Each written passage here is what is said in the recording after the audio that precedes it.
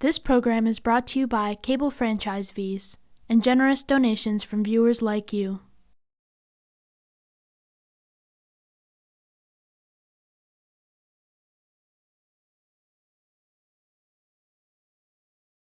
Okay, so I'm going to call the Finance Committee meeting of June 1st, 2021 to order at 2:05 p.m.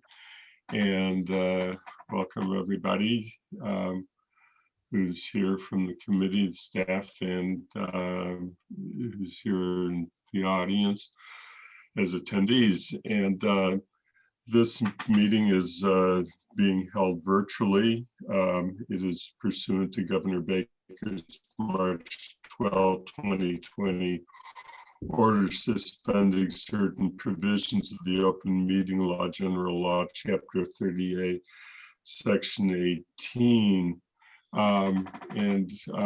As required, I will ask each member of the committee to acknowledge that as I say their name, that they are here, and then we will know that they can hear me, and we will know that we can hear them. So I'll start with Dorothy. Pam. Dorothy? Yes, here I am. Can you acknowledge your presence? Jane Yes, Scheffler? I'm present. Jane?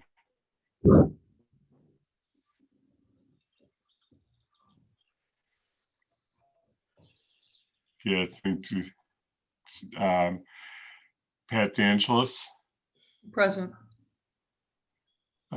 Bob Hegner. Here. Bernie Kubiak. Present. Lynn Griesmer. Present.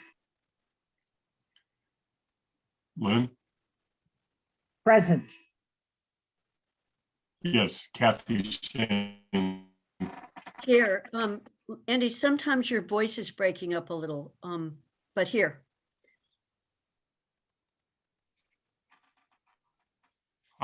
It's on the computer that has direct wired connection. I'm not even using Wi-Fi to get to it. Still having problems? Better.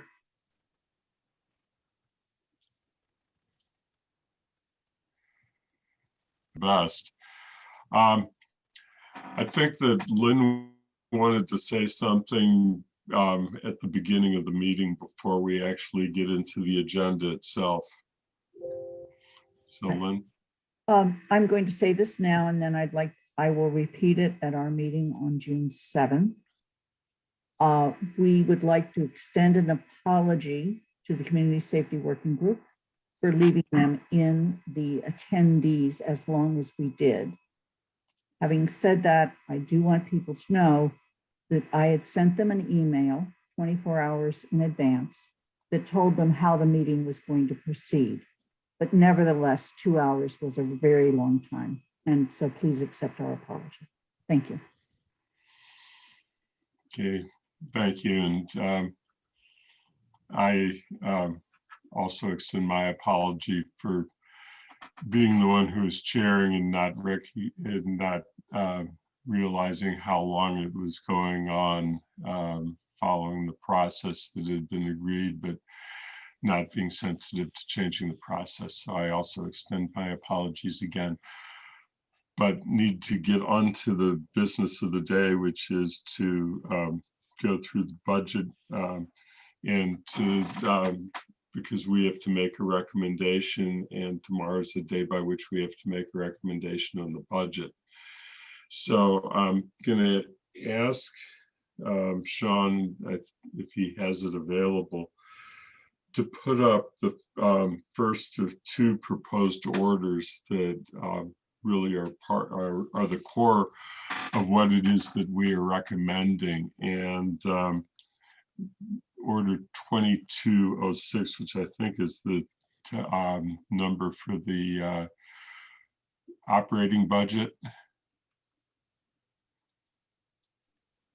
Do you have that, Sean? Or yeah. Do you can you see it? it's yes, and you're at exactly the right view of it. So leave it there and go down a little bit because we can. Okay, stop. So what we're being asked to do is consider an appropriation and transfer order for the operating budget in the amount of $69,707,427 as indicated. And the reason I wanted this on the screen as the first item is that there are parts of it that may not require any discussion today, and that we just agree are we can accept. And I want to try and go through those first, which means I'm going to put off the town operating budget for a moment, that line, it's the fourth line, and go through the other lines and see if there is any discussion that needs to take place on other line items as I call them out. And if not, then we can just focus on the town operating budget, the fourth line. So is there anybody have anything to say about retirement assessments, the regional lockup assessment, or the proposed allocation to other post-employment benefits? And if I don't see anybody's hand being raised, then I will assume that we can just proceed and go through to the next line. So seeing no request for discussion, I'm going to assume that those are items that do not require discussion today. Library services or elementary schools. Again, I'm looking for raised hands.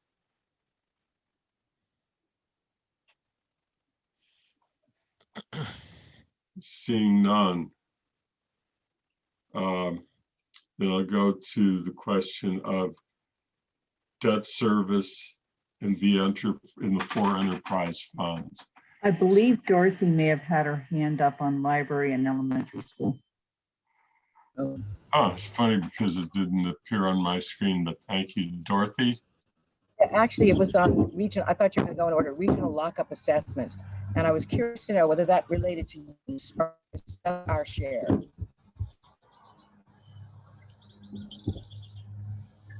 I'm sorry, Dorothy, I didn't hear the whole question.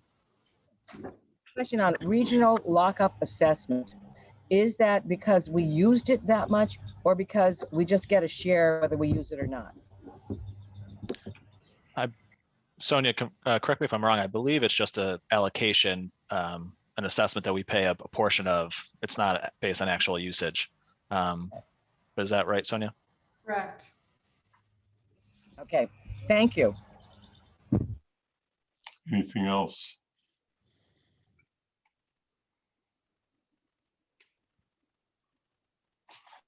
You go to, I believe Bless that's you. debt service, and Kathy has her hand up.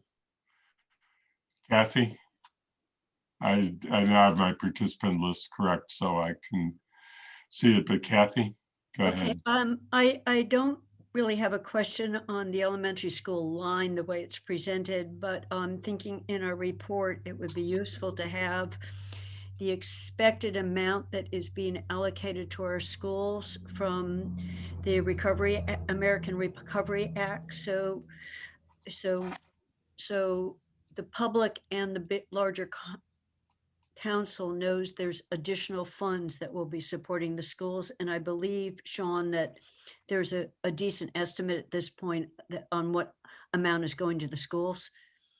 So, Andy, is it okay if I respond to that?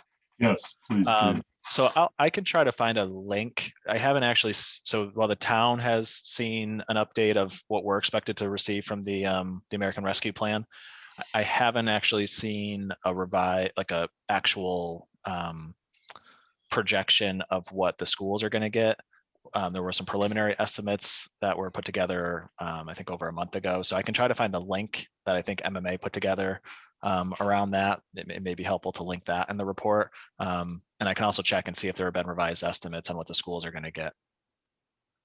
And yeah, I just thought that it will be important so that people, I mean, there was a lot of concern that we're putting too much of a squeeze on the schools, and there will be these additional resources. So if you can find a number that's our best guesstimate, I think it would be useful to put it in our report.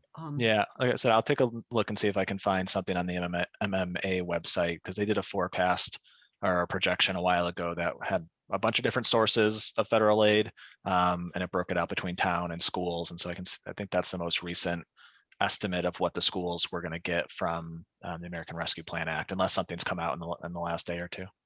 Okay, and when you get it, you know, I've never been clear when I see the big numbers, whether that's a per year. I know we can get it for up to 3 years, or whether that's a total. So just Yeah, it's a total. I mean, the number, the 11 million or so for the town is a total over 3 years. okay, Yeah. thank you. Okay, anything else? Going back to the other ones we raised, I asked just to make sure that we have no need for further discussion on debt service or any of the 4 enterprise funds.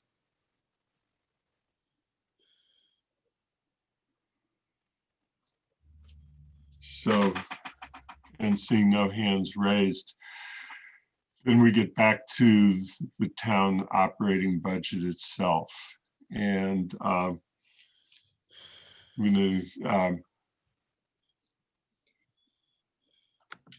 guess next question that I have is regarding the town operating budget. Is there any questions right now that people have about anything having to do with conservation and development?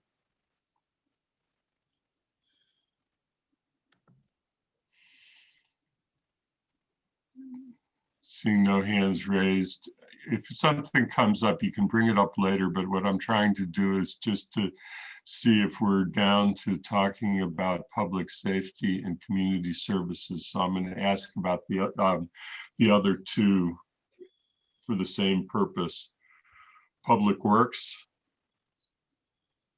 Anybody seeking discussion on any aspect of Public Works?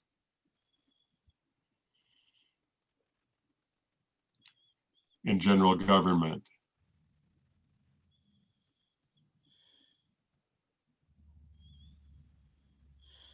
Okay, seeing none, then, as I said, if somebody comes up with something later, we can bring it back up, but I wanted to get to focusing on 2. Lynn and Kathy. Lynn first, since your hand went up first.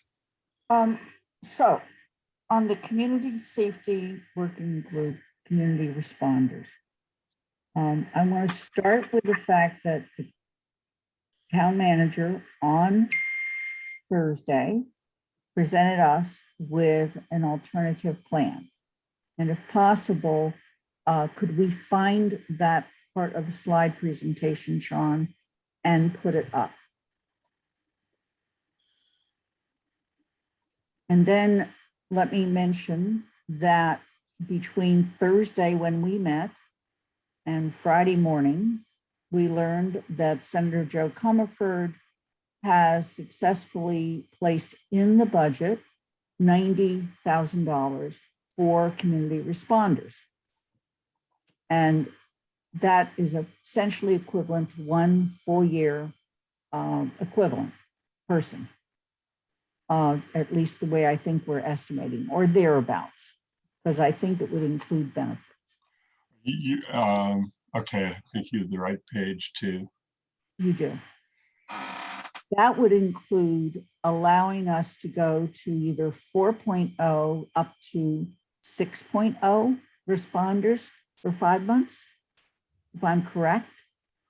And then while there is discussion about further reductions to the police, I would prefer and I want to word this by saying I would strongly prefer that we not tell the town manager where to find additional money, but basically ask the town manager that once the budget is passed, he seek additional money that would add yet another 2 positions to the responders.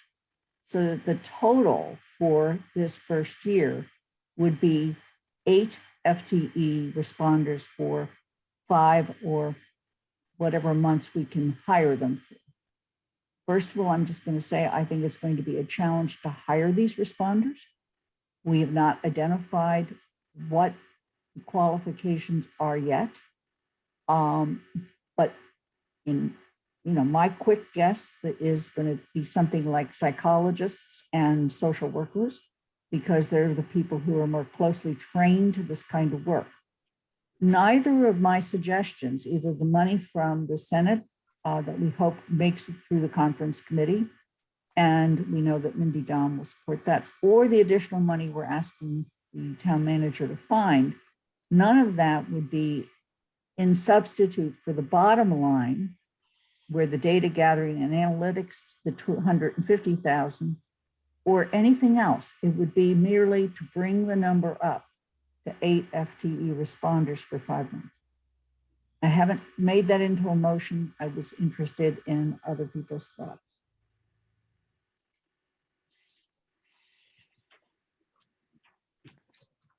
Okay,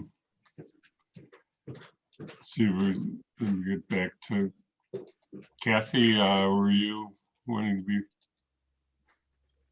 Yep. You had your hand up next. So I do. So I have something to say that goes beyond what Lynn just said, but I was glad you said that, Lynn, first. It provides a bigger context. So I think, number one, I think writing this up, that the 90,000 is both good news, and it increases, in theory, it increases the total revenue the town has. So we will have to figure out how we write that up, because it's grant money.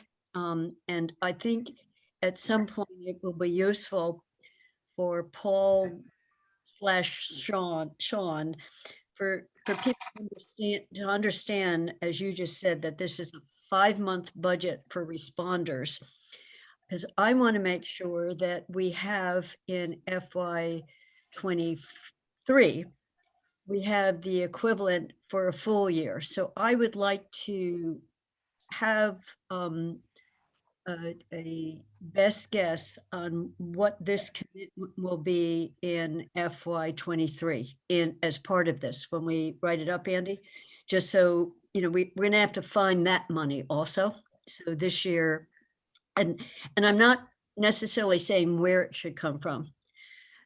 So I just think it's important, because we can do some things in this year for a variety of reasons. So I came prepared to use the wording we used last year when we accepted the budget, but we recommended that the approval of the budget be with the understanding that the town manager hold 2 positions in the police department. If we move to, there are still 3 vacancies. So yes, Lynn, I understand what you're saying is it gives him the flexibility. What you're asking for is it would give the flexibility to make that decision or find the money someplace else. I do think us writing up a sense of where you might get it, even if it's just 1. And I had come up with a motion that would have recommending that we have this first 6 months to assess data, to get the system, and then make that decision in January, whether to release that money or not for either 1 or 2, because I think it would be a mistake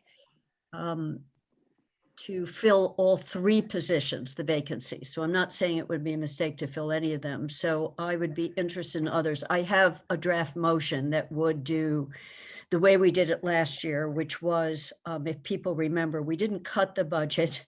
We accepted the budget with an understanding that the town manager would hold one of these 2 and I'm saying 1 or 2 positions vacant.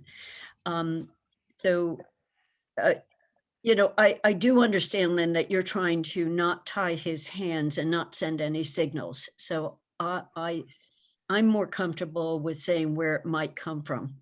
And that would still leave by January a decision on that's not where it's coming from someplace else. So I will stop talking now, but I have a draft of what that wording would look like. Ernie? Yeah, let me start. I'll put the disclaimer first. I'm very much a supporter of community response programs for a variety of reasons that go beyond the anti-racism piece of it. Having worked with folks with disabilities who's gotten themselves in trouble with cops throughout Western Massachusetts, I can tell you a community response program is preferable. That said, I have not seen any data that would support the level of staffing that was insisted on in the Community Safety Working Group's report. That's still coming. My guess, based on what I've experienced, based on putting together the South County Emergency Medical Services, based on looking at Cahoots and some other data, that if we have two-person teams on 24/7, that may be sufficient. And that I don't think at this point in time we have any information that the community responder program is going to lessen the workload and the importance of the police to the point where we can take more positions away from the police. So I'm very much in favor of saying to Paul, if you as you staff this up, find the money anywhere you can. Not necessarily take it from the police. We don't have that data. If you look at Cahoots, they operate on $2.1 million a year. That's about 2% of the $66 million budget that the police department operates under. And while they answer 20% of the calls, their actual impact on police operations is more like 7 or 8%. So this is a complicated thing, and we're going to have to work through it. And I'd very much encourage bringing that organization in to consult, as well as whomever else you've been talking to. So I would be hesitant to be prescriptive and say, take the money from the police department, because I don't think there's going to be that much that can be taken from the police department. Looking at the Cahoots data. I also think that level of staffing that's proposed, the number of FTEs in the Community Safety Working Group budget doesn't support that level, the level of staffing they think they're asking for. So, and I'd very much want to see this program succeed for a variety of reasons. But I think the proposal that Paul put together to kind of back into this and build data, build some experience is a good one. And again, I think we should be supportive but not prescriptive. Thank you. Bob? Yeah, I want to agree with Lynn and Bernie that I don't think we should tie the manager's hands in terms of where the money should come from, because everything's in flux right now there's a number of things in flux. And I think that giving the manager the flexibility to find money where he can find it, I think is something I would certainly support that. I think, Kathy, it wasn't clear to me. I mean, I agree with the idea of increasing the number of CREST responders. It wasn't clear to me what the kind of practical look is for that. I mean, from my opinion, I think we should try, if we can, to get at least one team available 24/7 in order to have that service be truly tested in terms of, what's going to happen on the weekends and at night, what's the demand going to be, et cetera, et cetera. And I think it would be very helpful if we could get that and have a commitment to at least have that going forward in FY23, so that we're signaling we're not going to pull the rug out after 5 months or 6 months, but we do have an ongoing commitment for at least, 18 months, 17, 18 months to really work out iron out all the problems with this new service. So I don't know, Kathy, were you thinking sort of a full-time 24/7 presence? When I talked about, Bob, I'm thinking similar to you, and this budget that we're looking at right now looks very doable for FY22, especially if you add the other 90,000 in. And Lynn talked about how you could get up to as many as 8. When you say, what does that look for FY23? Suddenly we're not a 5-month budget, we're a 12-month budget. So I too would like to make sure if we start it, we can keep it going, that we're committed to it. And I just want to say that Bernie, I'm agreeing in what Lynn said. I think we don't even know for sure that the people we would want to hire exist with the training we would like them to have. So we may need to cross-train or get some community groups and we want this to succeed. So we want everybody we hire to be really a good fit. And so then we also want to be able to go in to, if it's 5 months, go into the next 12 months with that commitment. So I was more just saying, let's make sure we have the money. And when I look at our FY23 budget, it is really tight. Really tight. And I'll talk about that later with capital, but I want to make sure that we are not making just a FY22 commitment. We're making a minimum of the equivalent of a year and a half here, that getting it started and then running it.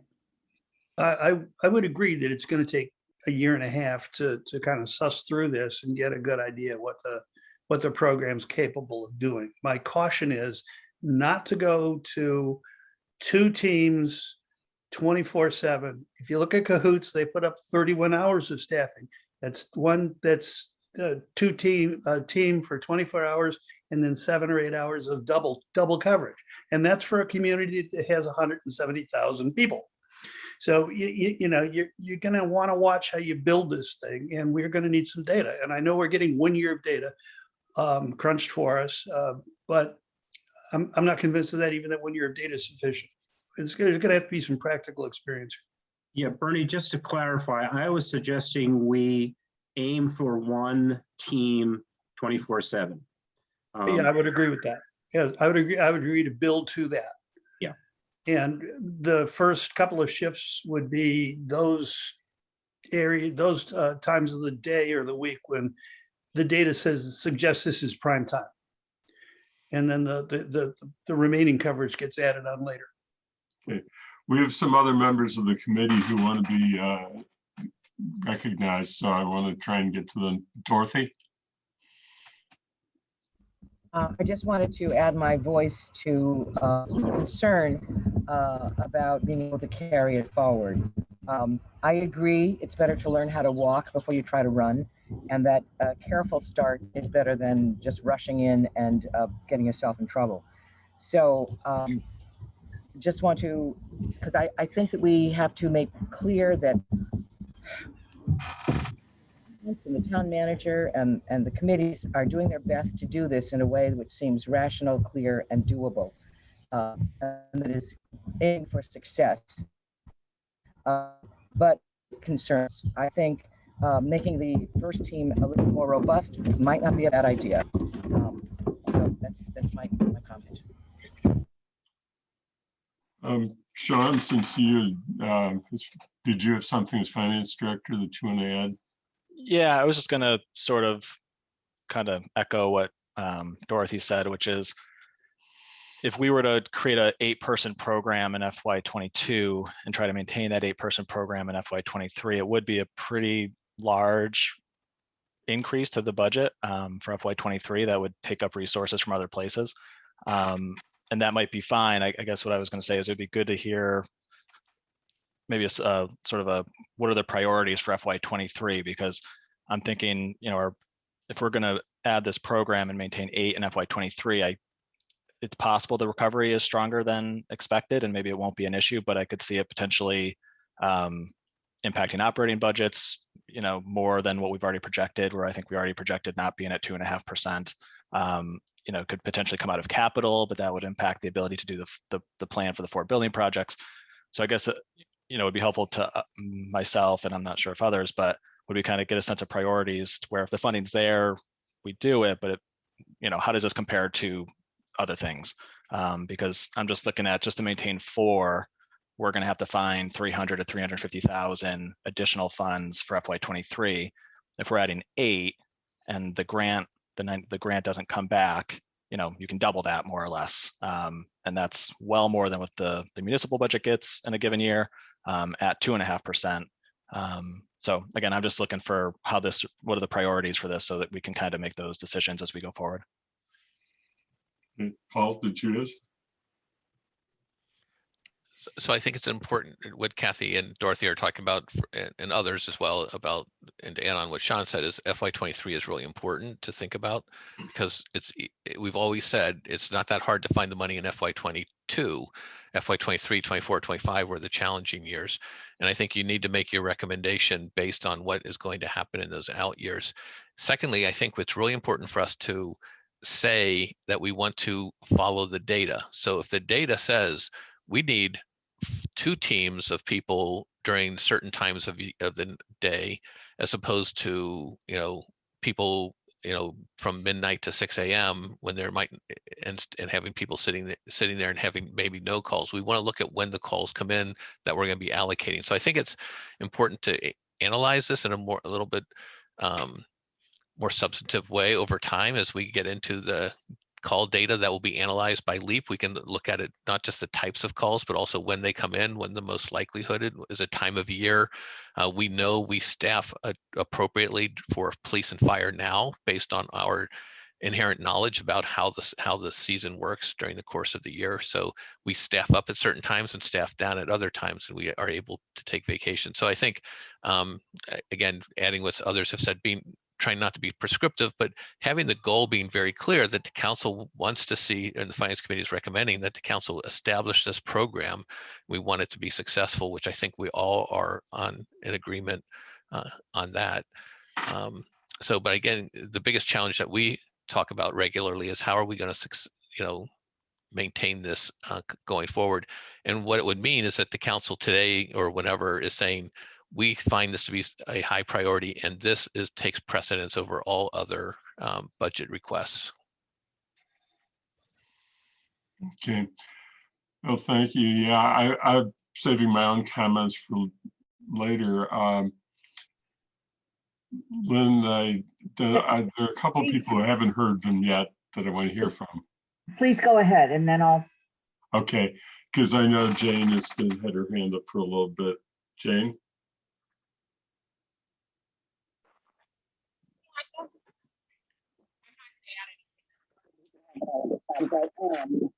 I think I just want to well, support what those community services. We're having problem hearing you. Yeah. Still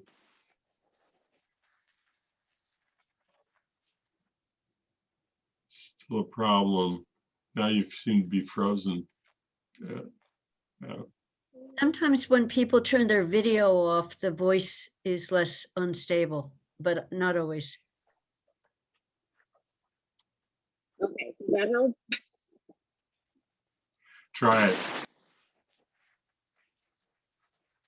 All right, so you guys, is this working? I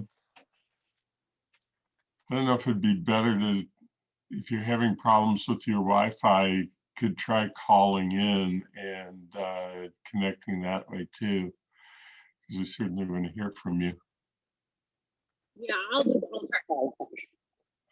Okay, I'll ask Pat to next, and then we can come back to Jane. Pat? Yeah, thank you. I'm trying to understand, we have a $90,000 grant, which Lynn suggested we increase the FTEs by 2, and that would give us 6. And then we were talking about 2 positions more coming from the police department, which would give us the 8. I'm assuming when we're talking about 1 team, we're talking about 4 people, which is originally in Paul's budget. I would like to see us recommend that there be a reduction in the police department.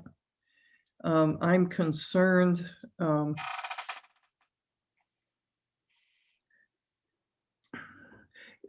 lot hinge, I know the logical, the conservative step is to follow through and not have 8 people.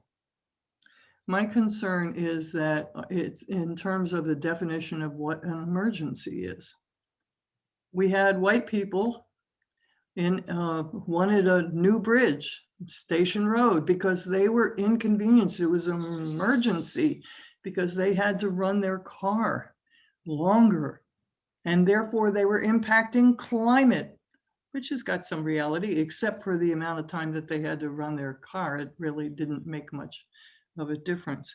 We funded a temporary bridge because it was an emergency.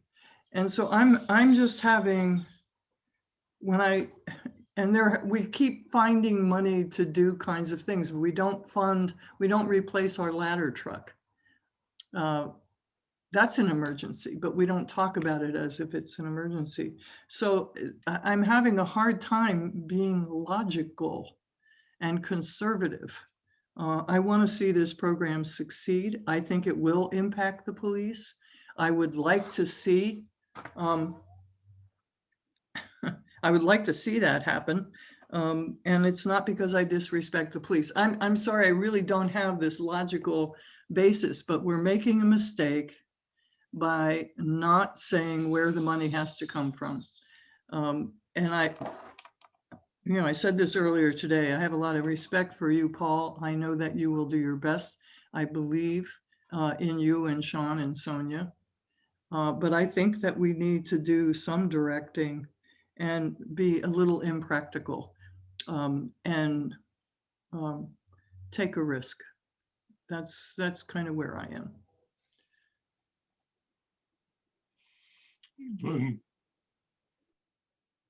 Andy, do you want to go ahead, please? Yeah, I can go ahead with a couple of things. One is that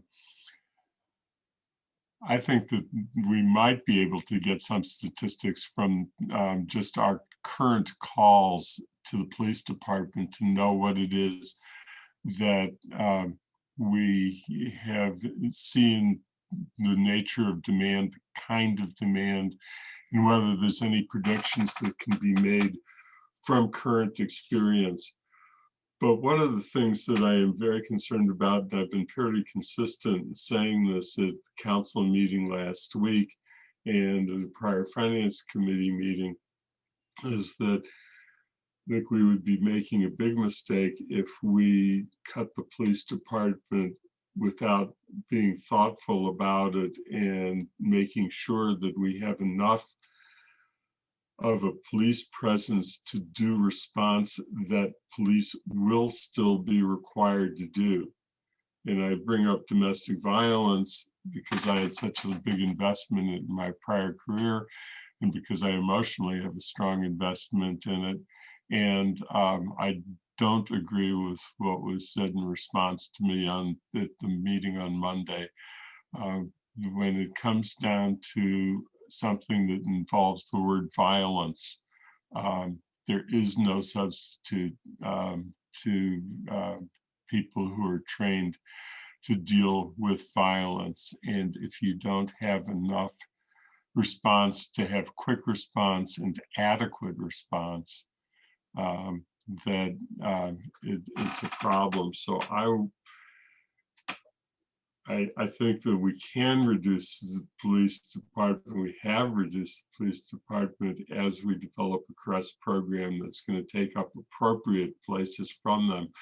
But I don't want to do it at the cost of jeopardizing the safety of anyone in the community, whether they be a domestic violence victim or any other kind of threat to violence or anything else that absolutely requires police presence. So I am loath to make precipitous cuts without real thoughtful approach, and that's where I really have to rely on Paul to provide guidance on that and not make assumptions and impose our views on his ability to manage a police department that's at least adequate to serve the most essential needs in the community.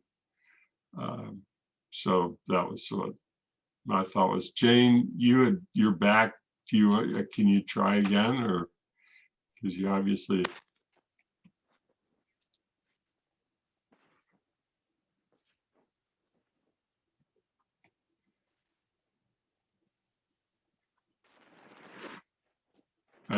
Jane, can you hear?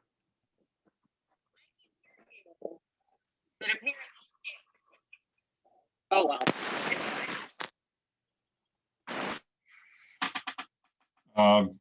You might contact Athena and see if she has any suggestions for you, because she's pretty good at trying to help people solve problems. So why don't you and Athena see what you can do? Lynn, I'll take it back to you. Okay. So my logic for 8 is people don't work 7 days a week. And if you want 3 shifts, you have to have a minimum of 8, and that's your 24/7. My second logic is we want to give this program the best opportunity to be successful. And I think if 4, it's just not enough to try it out. And I think it's going to be tough when we go to fund it a year from now. But if we as a council say this is a priority, then we have to put it as a priority. And finally, I really believe sending the message to our police by cutting more positions or freezing more positions is the wrong thing to do. That's what Northampton has done. They can't recruit good police officers, and they're leaving in droves. If we want young, BIPOC, new policemen to join our force, then let's stop sending this message.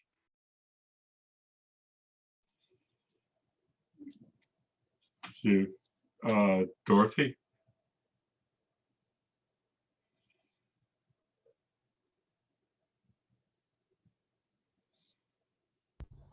I can't find the cursor to unmute half the time. Okay, this is, I agree with what Lynn said, but this is to kind of counter something you said, Andy, although I totally agree with you that we need a joint presence for many, many things. What we don't know from existing stats is we do not know how many people will call CRESS who in the past have not called the police. I mean, there's just no way that we can possibly know that. And so that, and the dedicated number they were talking about, that's a truly new aspect of this, which, and we have to see how it plays out. I mean, no one can predict actually, but we have to see if in fact there are a lot of people who will call this new service who would not have not in the past called police because of fear of what might happen. Thank you. Okay, and thank you, Dorothy. I think that it's a fair point, because I don't think that current statistics can do more than give us at least, a preliminary direction, but it's not going to give us the real answer. I think you're right. We need the experience of CRESS itself, and the only thing that we have to rely on otherwise, besides the experience we gain, which will be the best, is what other communities have. So Kathy? Oh, Athena, did you have something? I just wanted to say I got a hold of Jane, and she said that she just didn't have anything to add right now. So she's all set. Okay. Jane, let us know if you have something more. Kathy, I'll go back to you then. I will go back to, I will build off of what Lynn just said. If we need 8 to run 3 shifts and cover 7 days, some of those shifts may not need to be 27. May not be need to be a 24-hour shift. So I would really like Sean and company to be able to say, what does that look like, if not this coming year, but what does that look like for FY23 in terms of what kind of budget we're talking about? Because I don't want to imagine a budget. So I do know that the last 2 or 3 years, even with the restricted revenues we've had because of conservative budgeting, we've come in under our budget every year. So we've had some revenue that we could reallocate. If we can say that we don't have to be quite as conservative, I don't want to staff up by the end of FY22 and discover we can't support the people we're staffing up. I could also see that some might not be there for the full 5 months. They might be there for something less, because when we put out our job description, we're not inundated with the perfect matches. It takes us some time to find the people we want to hire, and I think we should be careful. My only experience with starting up new programs with staff, with the kinds of people that haven't existed before, so we're building up, is in the healthcare world, when in primary care, we brought in physician assistants and nurse practitioners. And we had to learn what they could do, what went off the doctor's schedule, and people had to trust that they could do when we sent them out to the community. So Lynn, if 8 is our target, I think we should be explicit about it, and we should have some sense, not just that we trust Paul will find the money somewhere.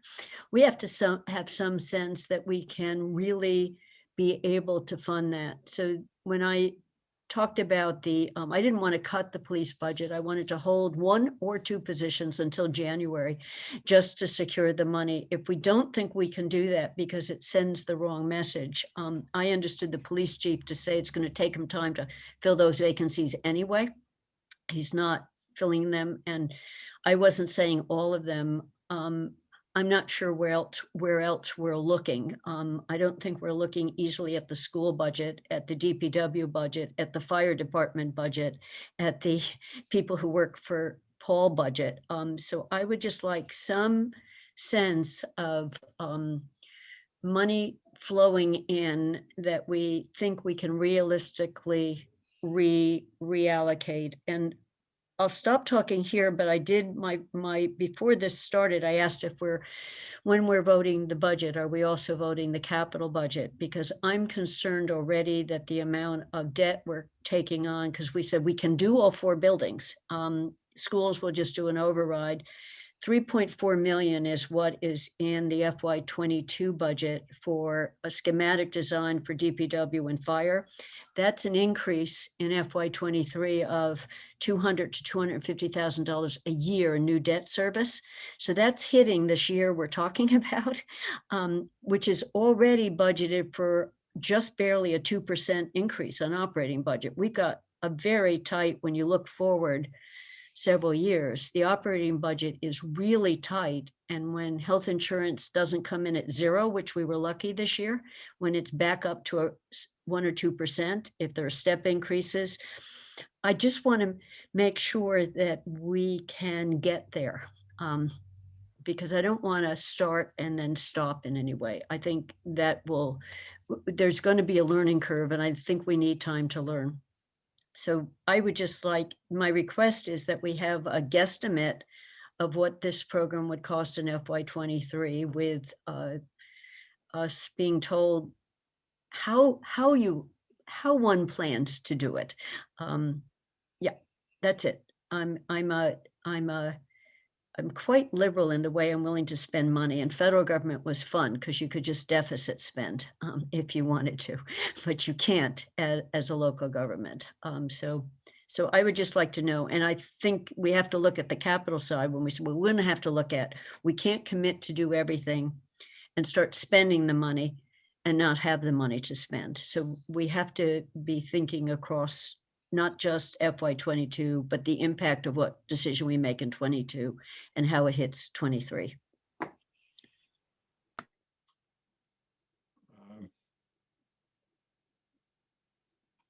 Richard just said we are bleeding into capital a little bit, but Sean might have some way of responding to the question as to if we did the borrowing that included the funds that are being proposed for schematic, and we'll come back and talk about the value of doing that a little bit later. When would the repayments start to affect the budget? When would first payments become due? Give me 1 minute to pull that up. Are you talking the borrowings for the design work? Yes. Yeah, give me 1 minute and I can pull that up for you. Okay, we can come back to that. Lynn, did you have something you wanted? I guess the other point I just want to add is every year we've been on the council, we have voted at least $2 million to stabilization funds. We've never asked, where did that come from? But if you ask, what you're going to find is come from vacancies, underspent budgets, etc. I feel we need to have more faith in our town manager and let him find the money, but not send the message. And so I really want to not lay it on the police, but just say it to the town manager. And I am worried about the next year, but you know what? We can only do what we can do at the moment. And if we don't launch the program with some successful parameters, then we have condemned it to failure.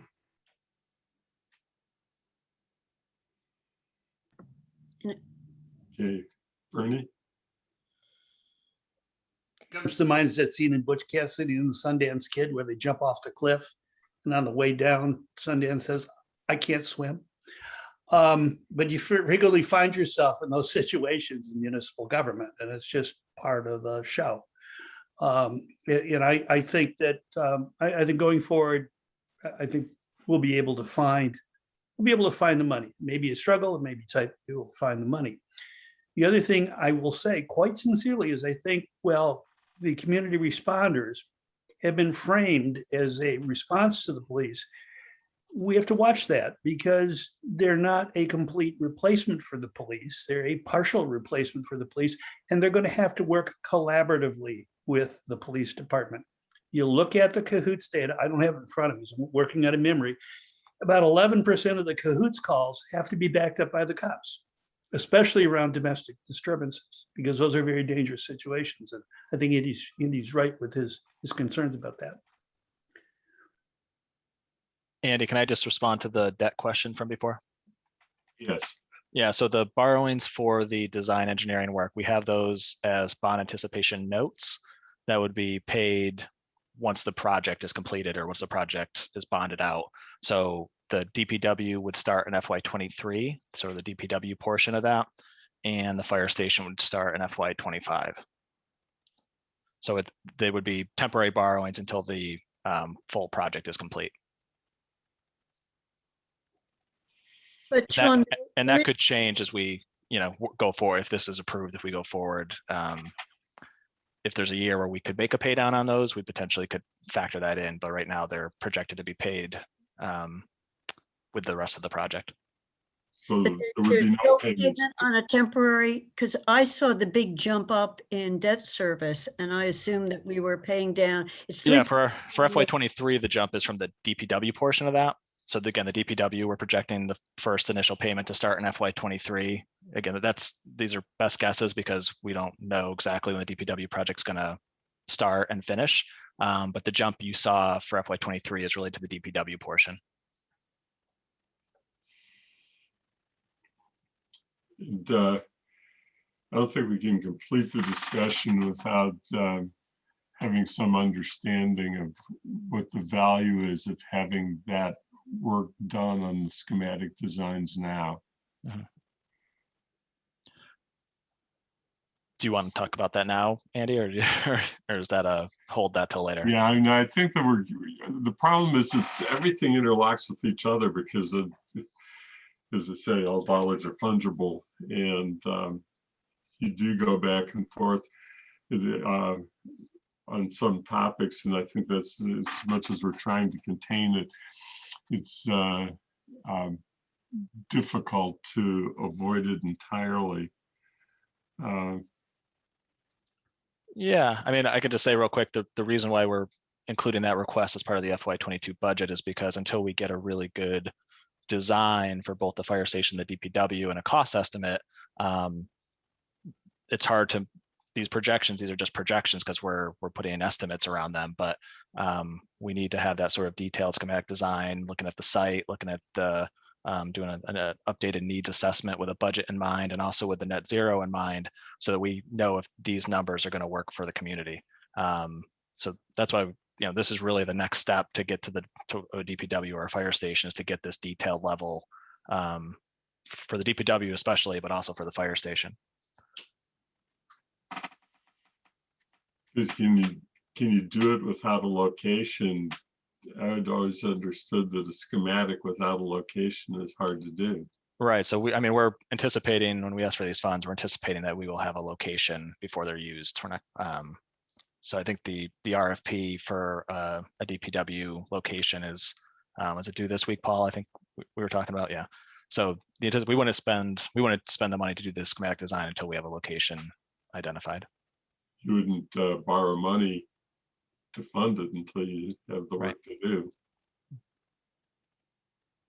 So it'd be an authorization, but it would not necessarily be borrowing, just being able to borrow if we're able to find a location. Right. Can I just build on this? Would we give Paul, if we're talking about discretion to make this work, would we give him the discretion to say, gee, I can't move forward on that because I need this money for something else? Because we've also asked him to do 4 buildings. I don't want to tie hands if we're talking about flexibility, and those they're big numbers. And if you look at the debt service, if we go forward, it's big. And I'm a little worried about the DPW site for fire. If we discover there are contaminants, that there's a long cleanup on it, because we haven't really looked into that. Guilford said you go down 8 inches and it's pretty yucky. So I just would, so I'm looking for not tying Paul's hands if we want to move forward the other program, to say that FY23 is feasible. I'd like to know it's feasible. I'm totally for this program. I just want it to be a health that we give it the resources to start and the resources to sustain it a year later. And we can, if we're going to meet tomorrow, we can have those numbers for tomorrow, if that's what's needed for the committee to move forward on this.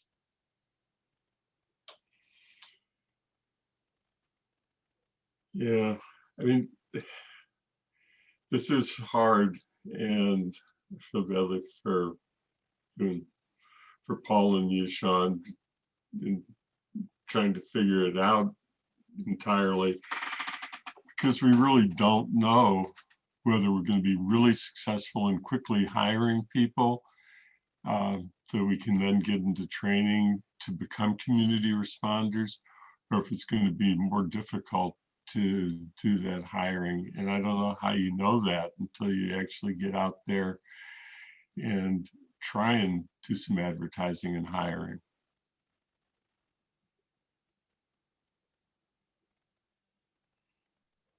So seem to be at a quandary. And the last thing that I wanted to point out was that Lynn talked about how each year we have money that we can transfer to stabilization. Well, that's the money we were looking for to initially fund the reparations stabilization fund.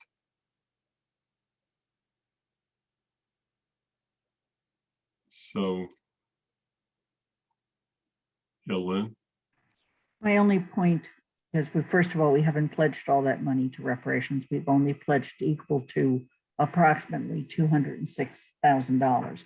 Second of all, my point is that there is flexibility in the budget that we don't see because we, thank God, are not the daily managers of the budget. But the financial people do see it, and it comes from a variety of different sources.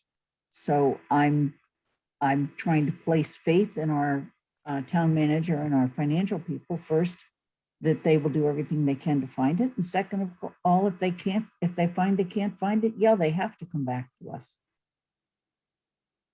So it's basically putting management where management should be, and policymaking where policymaking should be.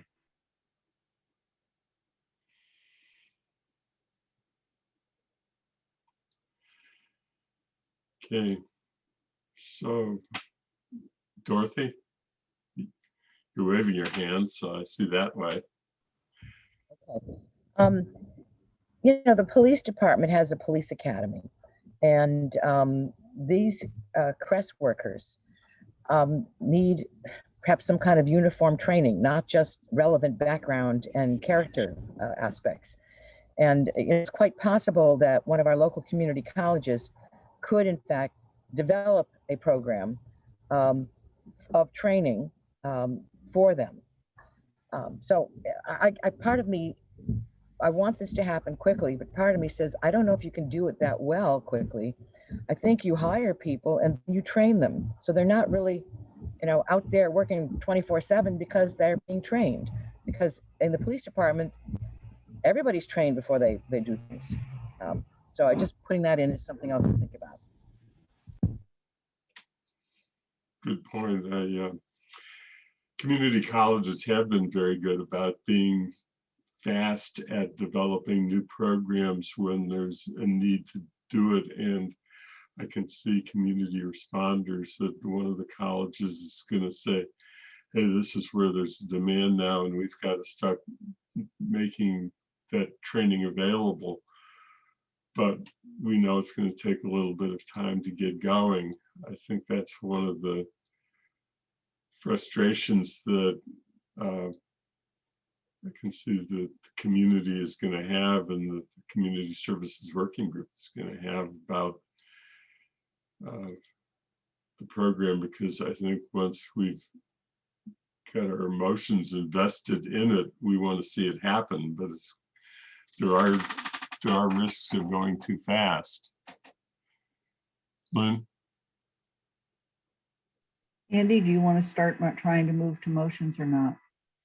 I think so, unless we think that there's that additional information from Sean is going to enhance conversation for tomorrow. Otherwise, I think we are getting to the point where it's appropriate to get to motions. So if somebody could refresh my memory, I believe last year we did two different things on this. One did a motion to pass the budget, and then separately, we did a motion where we made a certain request of the town manager.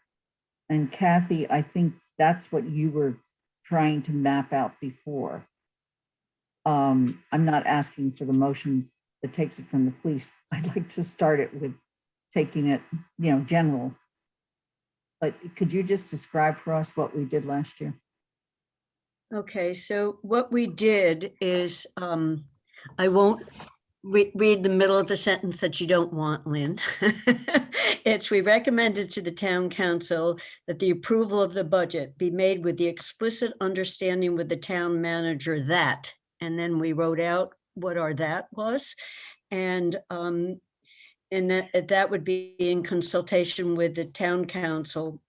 And what we did last time was having assessed alternative options of providing service and commuter responders. And then we recommended that the result of that assessment be presented to us by, and we gave a date. So last time we were saying, come up with some options. So we're approving the amount, the total budget with all the money, but leaving you to come up with the options is what we had last time, but we gave them two slots to work with. So this time that the, with the explicit understanding that with the town manager that, and so what I had was that 1 to 2 of the current vacant positions be held until January 2022 was the way I had done the draft. So this would have to have that wording with something else in it. You know, and just when Paul will know this better, but in terms of the way you had done it, it looked like the startup time was initially data analysis, advertising, job description, so that hiring people, that 5 months was, you will be a certain point by November, December, January, you know, there's some point where you will have a certain, so that's where that date would be, you know, that date would be, you know, would be driven by a best guess of the reporting. It would be the reporting back to us, you know, that we're ready to launch in this case. So. Right, if I can respond to that. So yeah, we do have, I believe 8 to 10 weeks of training included in the budget because we know that training is a significant portion of what we need to do. And that, you know, there isn't an academy for this, and they could not participate. There aren't academies being run right now for the police anyway. They're just not available. So we would be doing specified training that we would learn from other communities, what they've found to be valuable trainings. And so I think the recruiting would be done in the fall, winter, and hoping to get people up and running and on the payroll in you know, the first quarter of 2022. And Paul, would you just on, you know, community college, we've also got STIC in Springfield that does does nurses, does several allied professionals. I think one of these is going to want to develop a program because other areas are talking about this too, that would draw from the fact that there are, you know, so first year they won't be available, but I think really trying to say, can there be a tailor-made program to this kind of, it's a cross training because it's also de-escalation skills. It's a communication skill that's different than what you have when you're working in a mental health center or when you're working as a social service. So I'm just thinking that won't be up and running in year 1, but could be by year 2 if someone knows what we're looking for. Knows what we're looking for. Right. Yeah. And I would note that several of our employees on the fire department and the police department do train people in that regard. They're certified trainers who can provide those kinds of trainings as well. So what I would propose to do is, before we get to actual motions, see if there's any comment to be offered from people who are attendees, because there are several counselors present and as well as other members of the public. And if there's no objection from committee, I would very much like to see if there's anybody who wants to raise hand who's in the attendee group and be able to offer their thoughts on the discussion that's been going on or anything that else that they have in mind regarding the budget. So anyone in the attendee list wish to be recognized?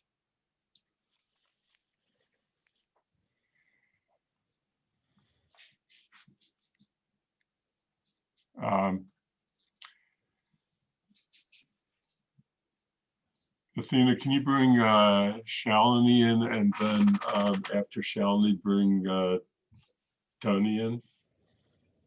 Got it. Shalini, hi. Please unmute yourself and. Hi. Okay, so my questions were around looking at why are we not considering contracting out? I was looking at Cahoots and then Olympia and Texas Austin, or most of the programs that I've looked at have contracted out. And if we are seeing this is an emergency, we want to start implementing this program as soon as possible. And why are we not considering the option of, the training and all? Like, I looked at what does the training entail? It's about 500 hours on the field and 40 hours in the classroom. I've read a bunch of different articles and trying to find information. I clearly am not an expert in this, but based on the research I've done so far and reading the report from Safety Working Group and all of the information I have, it seems like there is a lot involved. It's not just hiring people, it's the training, it's coordination with the police, all of that. So it seems like many of the programs out there that have been very successful contracted out, and have you looked at that option thoroughly? The second thing I was looking at is Olympia, which seems like Olympia in Washington seems like a similar size in population, about 55,000 people. They started with a budget of $497,000 plus $110,000 for this program. So with what we're, and they're, so I'm just looking at, like, when we're looking at our pilot program, this is a pilot. So any kind of new startup that one does, we create a pilot program, a pilot product, and we test it out, and then we tweak it and build it and so forth, right? So yes, our end goal is to grow it into the full-fledged program, but I think it's reasonable to think that we're not going to start with a $2 million investment in it. We have to start with a smaller program based on what I'm hearing you say is you're going to assess the calls from LEAP or other things, find out what it is, create a pilot program, test and tweak it. And the other part is the ultimate goal, what I'm hearing is that police calls do get reduced. But in the interim, we don't know what that looks like. So we can't say that we don't need police from next year onwards, or we need reduced police. There is going to be an interim period till we find out what that's going to look like. And I think what I'm hearing from the police, from the community, from the safety working, from Paul, from all of us, is we're all on the same page about it, that we want this model to succeed. And based on what I've seen in all the other places in the country, this model is successful. So those are my two big questions, I guess, the contracting and the basis for the pilot program. Paul, do you have a response? Yeah. So on the contracting, yes, I mean, the COOS program, which is the longest program in existence, is a contract program. And we could learn a lot from them. And in fact, members of the Community Safety Working Group said we should be paying more attention to that.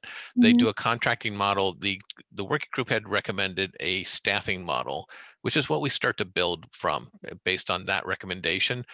I am totally open to a contracting model. The challenge we have is that from initial preliminary discussions, we're not sure if there are agencies who are able to take this on as a contract. So I think our default or the worst case scenario for us is that we hire it and build it ourselves. If there is an option for contracting that meets the town's needs, that's something that we could also do. But I think this is we should be budgeting, assuming that we have to do it ourselves, but being alert to that there might be another way to do it. And the other question was about the piloting. We're considering the pilot because seeing Olympia, they started with 497,000, and their police budget now is $18 million, and their program for this is it's increased to $663,000. So what is the basis for our pilot program? So again, that's an excellent point. I think Denver with their STAR program did a similar thing where they didn't have 24/7 coverage. That's the big difference. And here, and even in this meeting, people are talking about the need for 24/7 coverage. And I think there's a reason why 24/7 coverage has been emphasized by the Community Safety Working Group, in that they want there to be a dedicated number to the CREST program, because their sense is that there are people who will not call the police, and that this will generate more calls independent of the police. And we don't know what that market looks like. It may be a lot, it may be a few. So not knowing if there's exactly like a transferable number of calls from the police. So I think doing a pilot program, I think the concern that, and I believe in a pilot program, I talked about proof of concept and things like that during the presentation. But I think from the working group's concern is that if you do it and then someone calls and there's no answer, you're going to lose that person's trust. And so if you don't have it up and running 24/7, it may not work. And I think that's something we'd really need to investigate. What does that look like? Because you're right, we all are on the same page. We want this to succeed. I think everybody wants this program to be designed well and to succeed. I mean, I think there's also something we have to be alert to, is that just because you're transferring calls from the police department to a new agency doesn't mean there'll be necessarily a reduction in police officers. It's like if you're in a school and you lose 3 kids out of a classroom, it doesn't mean that teacher isn't still needed. There's just fewer kids in the classroom. So until you really are able to reduce staff based on reduction in call volume, that's where I'm really arguing against reducing the police department's budget at this moment in time. Right. Wait, there was one other follow-up question, but I'm forgetting it. So maybe I'll raise my hand again afterwards, if possible. Thank you. Okay, thanks. Tony, hi. Hi, thanks. I just wanted to offer my support to Councillor DeAngelis's stance on identifying the funding now for FY23 for the CREST programme and providing clear guidance to the town manager to reduce the police department budget. I support Councillor Shane's proposal to make a motion to hold off on filling vacant police officer positions in order to identify that funding. And then separately, regarding the elementary budget, I would reiterate what I've said in the past about restoring the $75,000 cuts to art and technology teachers. Amherst is projected to receive almost 1.6 million in ESSER 3 funds. That's the elementary school district. And the town will receive many millions in funding, which I understand can be used to replace revenues that were down due to the economic impact of COVID. So it seems it is within the town's ability to allocate additional funding to the elementary schools, which could come with some sort of direction to restore those cuts to art and technology teachers, even though I understand that school committee has jurisdiction and that they already approved the budget. It's now in your hands and you now have more information that you didn't have at that time. Thank you. Thank you. Sean, do you know how the ESSER funds work in response to what Tony just was raising? The ESSER funds, I think Tony may have mentioned this, they go to the school department directly and the school expends them. We don't ever see those funds. Unlike the municipal money that does come to us, and we can choose to grant it to the schools if that's the way we want to spend the money. But the ESSER funds go directly to the schools. So the ESSER fund, so the schools have the funds and the discretion to make the decision to support the arts teachers that she was mentioning. That's the school decision. We'd want to talk with probably the superintendent or the finance director on that one, because the ESSER funds have different restrictions than we have on the municipal side. So there's 4 eligible uses for the municipal funds.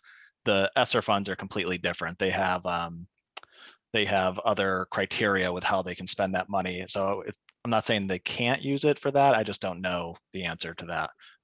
It's possible, but we'd want to hear from the schools if they can.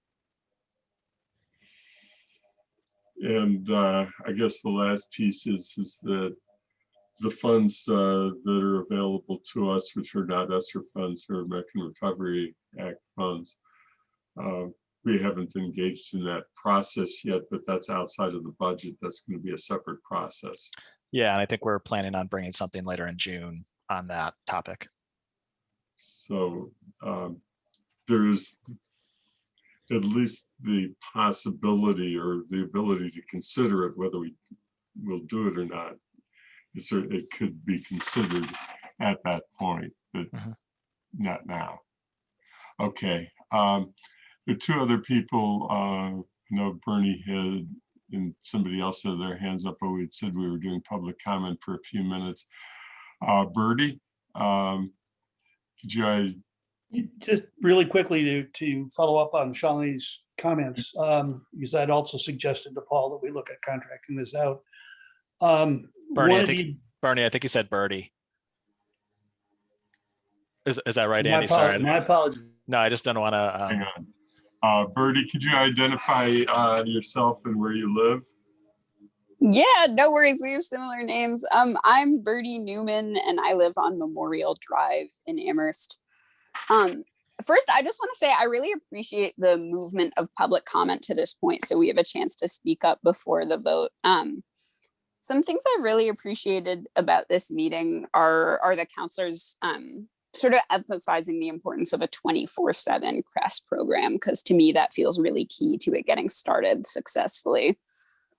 I think this conversation that has emerged on like whether or not to sort of bring funds and positions to CRESS from the APD, I think it does make sense to do that. My understanding from the community safety working group's work and the research they got from 7gen Movement Collective is that their idea of like putting CRESS together comes with a reduction in the size of the Amherst Police Department, and that those things being in tandem is really key to the anti-racism work they're envisioning. I also, I believe it was Counselor Andy Steinberg bringing up fears about domestic violence, and I really appreciate your care for victims and survivors and making sure they get the support they need. I want to note that I think it's 8.5% of Amherst Police Department's calls that involve violence. So I don't think freezing some positions or taking some money away would suddenly pose a risk to people experiencing those types of violence. And yeah, I would definitely second Pat's comments about this being an emergency and sort of trying something that feels different and taking a leap of faith. Thank you. Thank you. Lauren? I wonder, Lauren, you didn't tell us who you are and where you live and what's on your mind. Yes, hi. I live on Long Meadow Street in South Amherst. And instead of emailing you guys later, I thought I would, speak now. And also as a member and a person of color, I wanted to speak on the issue of the CRESS services, the alternative services. And I just had two suggestions that instead of like fully funding the first 5 months with 4 people or 8 people, using that pilot time of the first 5 months to maybe incorporate other services like the Survival Center or Community Connections or the Bank Center for people to call. And then those calls be transferred to whoever gets hired in those first 5 months, would maybe stretch out the money a little bit. And also, then you could start the fully funded program in January instead of, saying that, you're starting, I guess, I don't know when you guys were going to start the pilot program, but in using the first 5 months as a pilot and then fully funding it after that. So that's all I wanted to say. Okay, well, thank you. It's helpful. Appreciate it. So Bernie. Okay, no, it's legitimately my turn. Thank you. To follow up on what Shalini was saying about contracting through a clinic or an organization like Whitebird.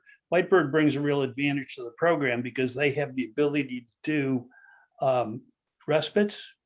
They have the ability to do to provide psychiatric care. They have the ability to do substance abuse work with people. So that's a problem because you're gonna run it. Having a clinic that has those capabilities already can really be very helpful to the community.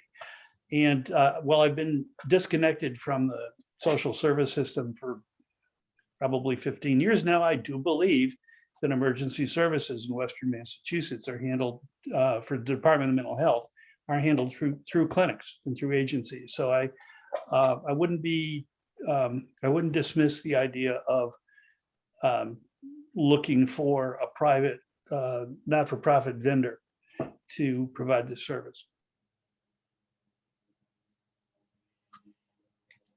Okay, thanks. Dorothy? I'm going back to what Tony Cunningham mentioned, which I brought up before, but I think that we should not forget, which is the funding for arts and technology. And I have thought about this a lot, and I looked amongst the things that I save and collect in life. And what they are the projects that I and my children have made in arts and technology. A bust of a gym teacher I disliked immensely. That looks a little bit like a witch. Aprons and little metal boxes, ashtrays, racing cars.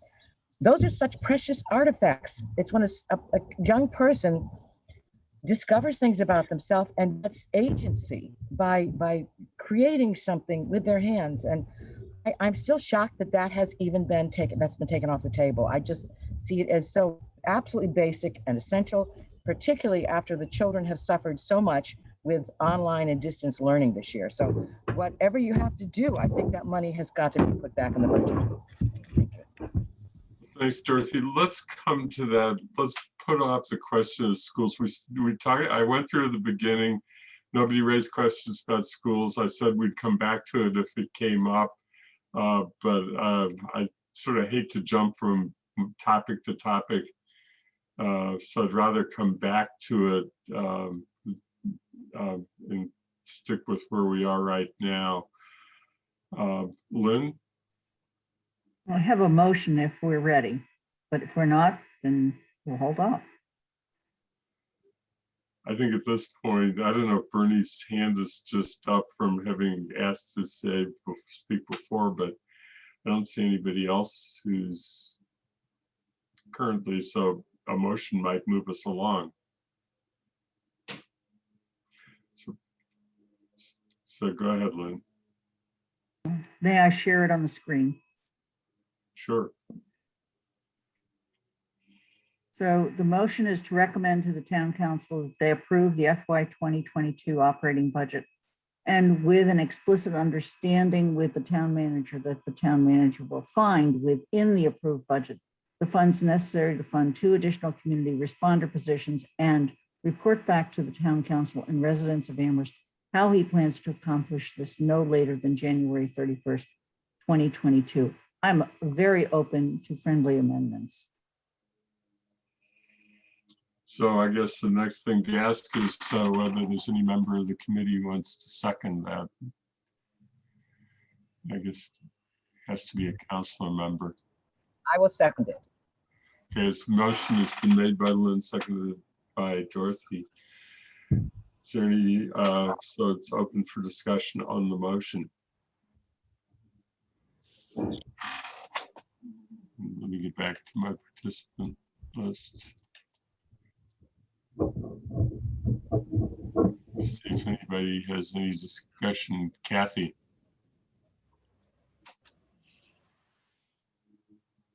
This is, Lynn, this is me interpreting what you have written here.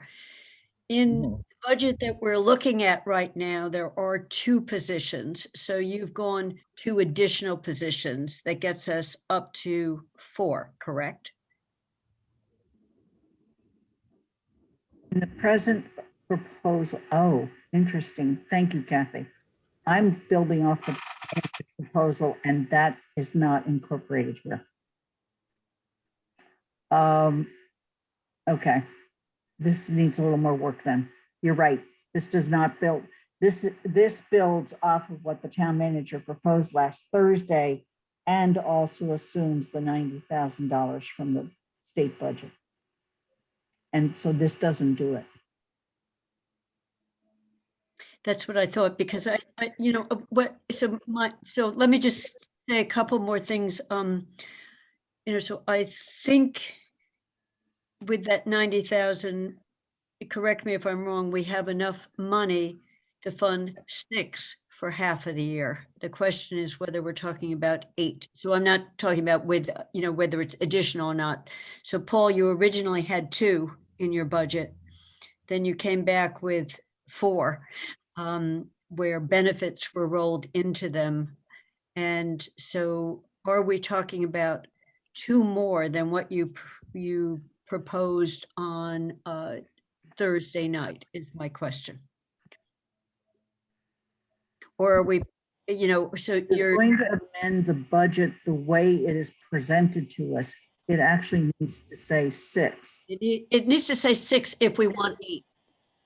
6 if we want 8, correct? Yes. Right. Yeah. And that's what, you know, believe me, I have no problem with 8 if we can support 8. So everyone else is trying to get me off of trying to find us an explicit way to fund them, but I want to know we can fund 8. Sean, in a very nice way, said, back to the drawing boards here. Can I just, can I add one thing to that? And maybe you already said this, I stepped away for a second. When you say within the approved budget, does that include the grant funds or does that not include the grant funds when you say within the approved budget? Because at least 2 of the 6 additional sounded like it would be grant. Okay, thank you.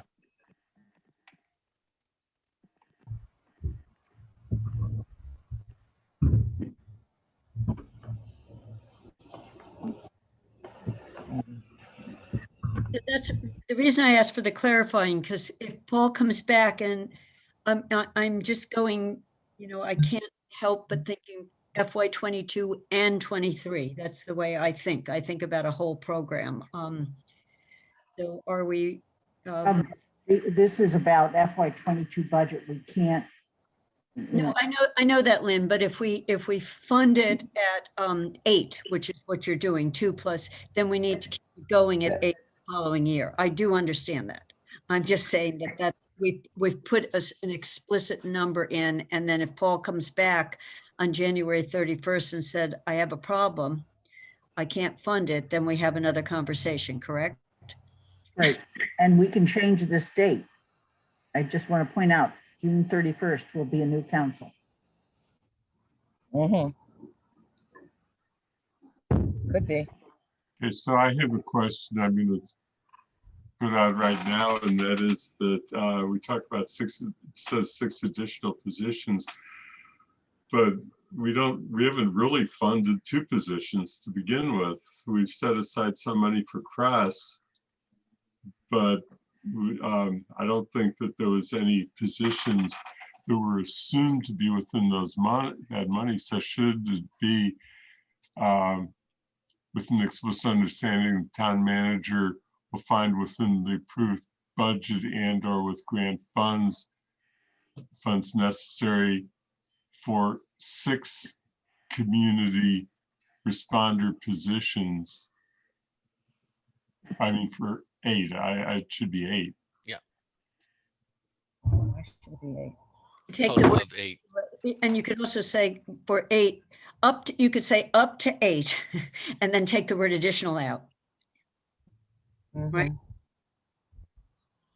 Yeah, additional has to come out. Yeah. Andy, can I ask a question? Yes. So I understand 3, because that's 3 shifts of 8 hours. So if you want 24 hours, you hired 3 people. So 2 shifts of that is 6 people. No. You all know that. So what do I not know? 2 people for a shift. Yes, 2 people a shift. I don't see why that's not 6 people. I think the reason is because, as Lynn pointed out earlier, you have to cover weekends and holidays. You can't have people working 7 days a week. Yeah, yeah. I mean, the rule of thumb is there's 2,080 working days in a year. The rule of thumb is you don't actually have anybody work more than maybe 1,920, but with these kinds of positions, you need to take time out in addition to holiday, vacation, sick leave. You also have training time. So when you take all that out and to cover more than 40 hours a week, you need extra positions. Thank you so much. It's really helpful to have you explain it to me. Thank you. So Dorothy, I have to ask you, as the seconder of the motion, are you comfortable with what's now on the screen?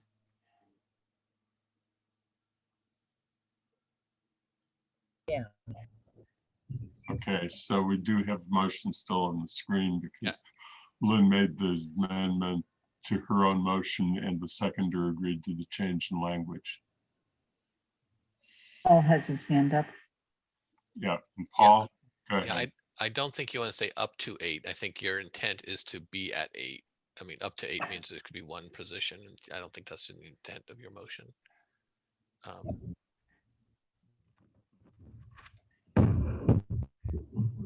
Now, the one question that Kathy had raised earlier was, do we want to make this jump without at least some level of comfort that come a year from now, we can continue this program with the number of positions that we've hired and filled? Andy, I don't see how you do that without,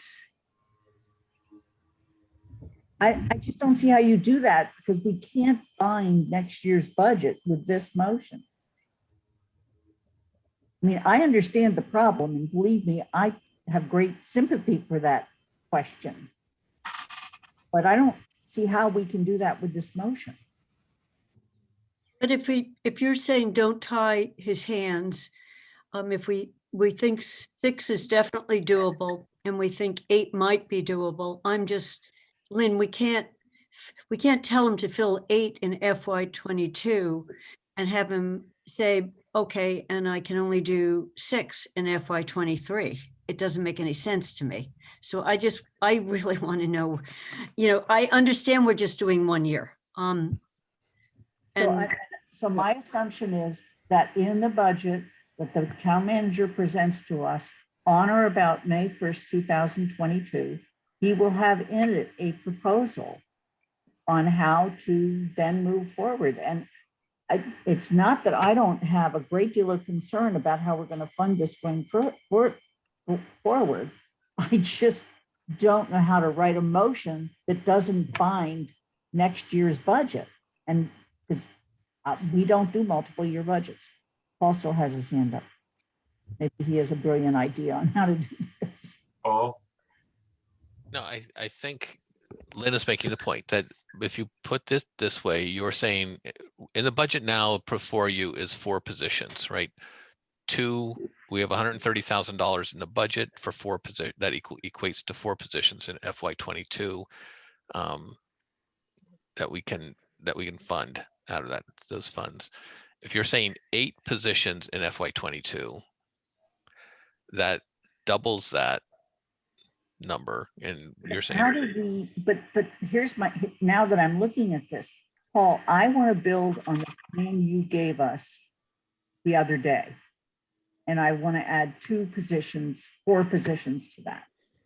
So this motion really doesn't do that, because this motion only refers to that community responder line item. So somehow or another, we need to add a phrase or 2 that adds in the full-time manager and the other necessary funds up to a certain amount. Can I put this down for a moment and ask Sean to share what Paul gave us the other day?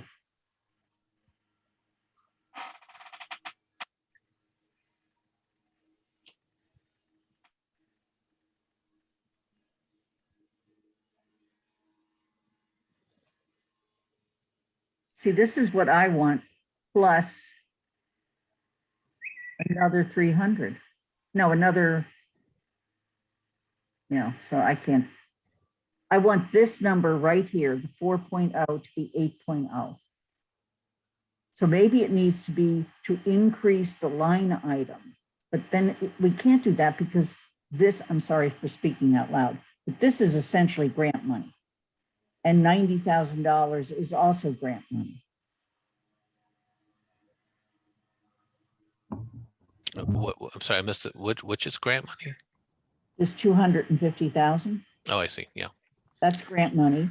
And then 2 of these positions is another, the state grant money. And then the 2 more that you would have to find the money for. So it's almost like we have to calculate 4 FTE responders, figure out what this total bottom line is and say that this plus grant money will give you this amount.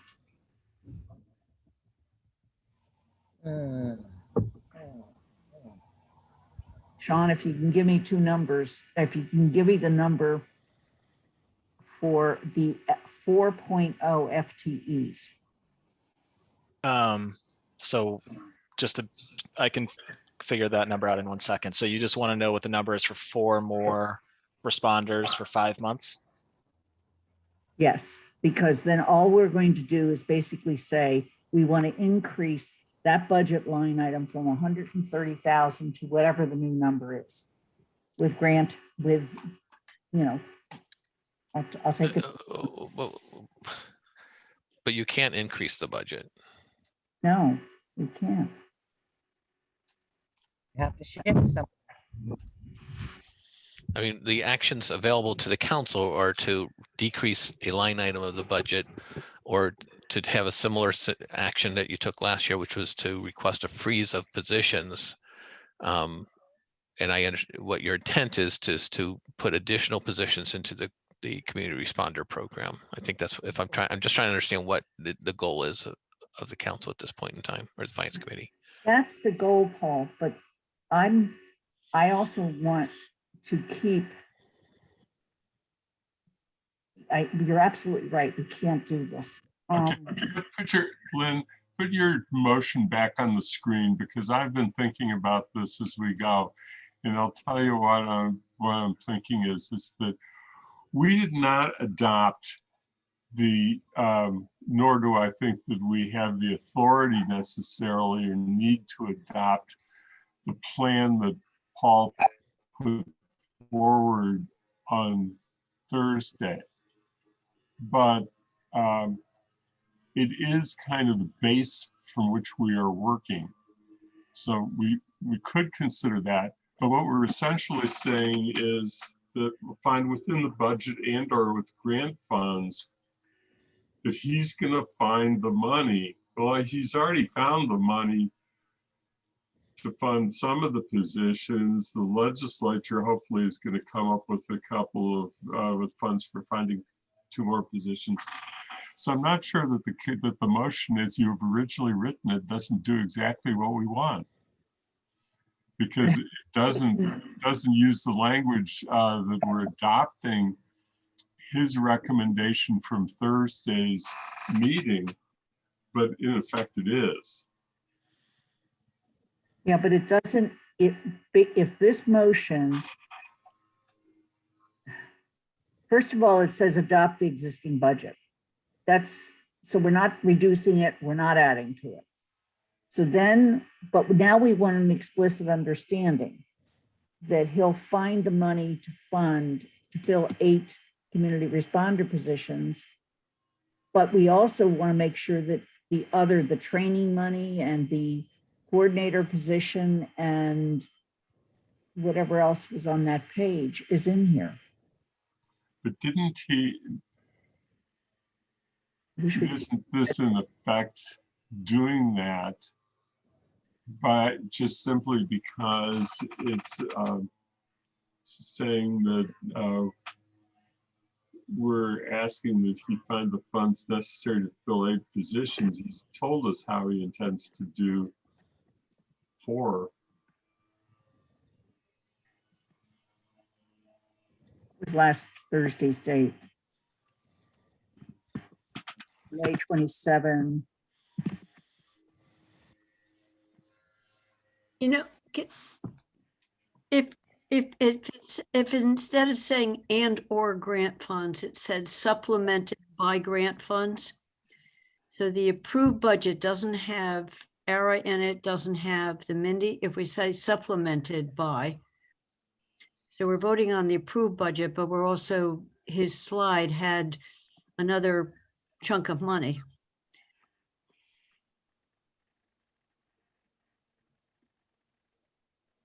And then I just added this line. Sonia has her hand up. Sonia? Yeah, I have my hand up because I'm totally confused at the moment here, because this motion is approving the budget, the operating budget. So as it is, there's funding in here for the for 4 positions part of the year. We found all the money that we could in this operating budget. So how are we going to say within this operating budget, we're going to find 4 more? I mean, if you want to put a note that any grant funds available, we'll add 4 more positions, but that should be part of the operating budget motion.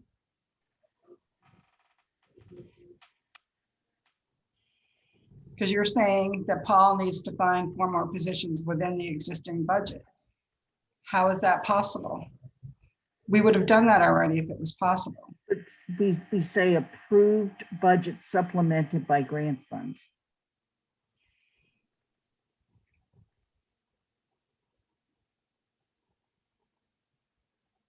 I understand what you're saying, Sonia. I got to explain this to the Department of Revenue, so I need to. Yeah, I mean, the problem is that we don't know what the final state budget is going to come up with, and will it have that money that Joe's trying to get in the budget for us? This is why last year it was actually 2 final motions, but I guess it wasn't. I mean, the difference between this year and last year is last year, you know, there was a motion to approve the budget and to freeze positions, which is not that hard to do because they're already budgeted.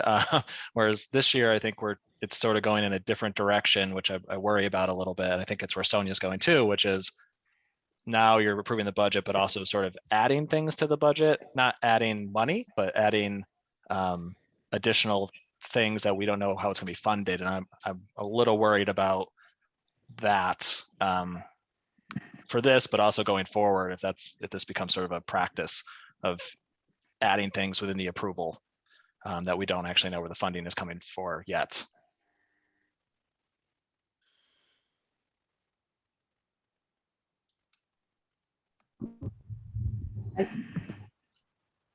I think you should do a motion to approve the budget as it is, and then if you want to do another motion for direction to Paul, that's how I would approach this, because otherwise the DR is going to look at this and ask me, where's the funding? What grants are you looking at?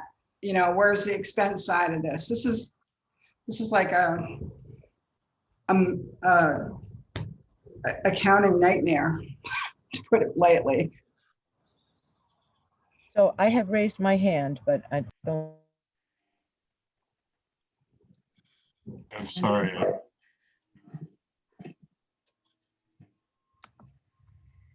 Go ahead, Dorothy. Excuse me. We could hold off the second part of this motion until we've discussed capital and follow up on Kathy's suggestion about putting off the schematic drawings 1 year. Then we have a clearer trend as to of money and expenses.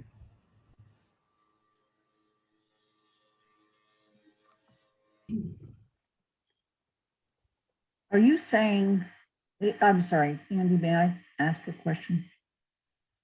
Yeah. Are you saying that going forward with this motion is contingent upon the capital? Well, I mean, we have to be realistic. Maybe we can't do everything we said, because we didn't anticipate, nobody anticipated this project when everybody vowed to do more capital projects. And at some point, something has to give. So I'm just saying that Kathy's suggestion was a reasonable one to me. It's not stopping, but it is putting off because we have something we have to do now. And Sonia's got to be able to know where the money is. That would be able to do it if we did it that way.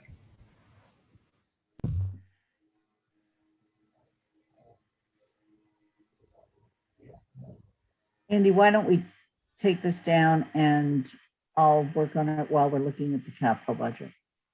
Yeah.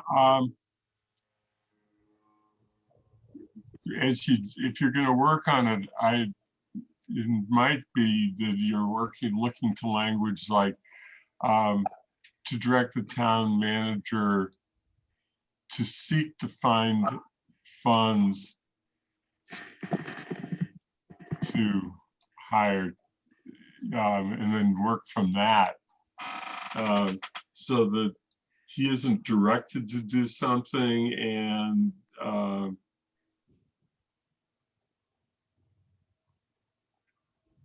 where it becomes a problem to explain to DOR what happens if it fails. Got it. Yep. Work on it. Take it down. Go on ahead. Okay.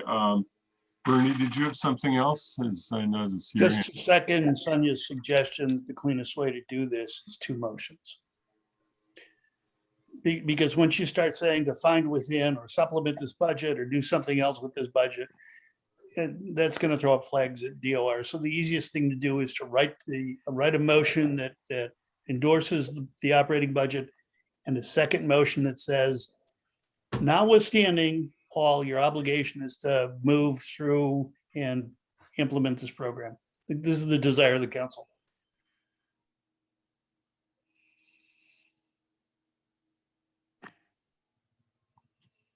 Okay, I have something like that.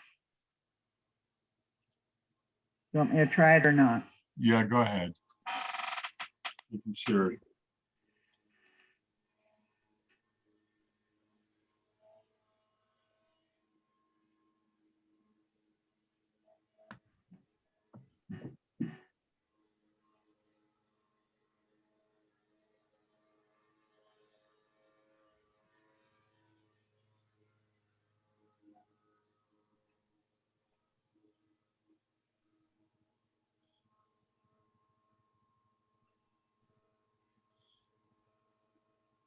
So if you're going to keep parallel in, it's recommend the town council direct the town manager, correct? Yes.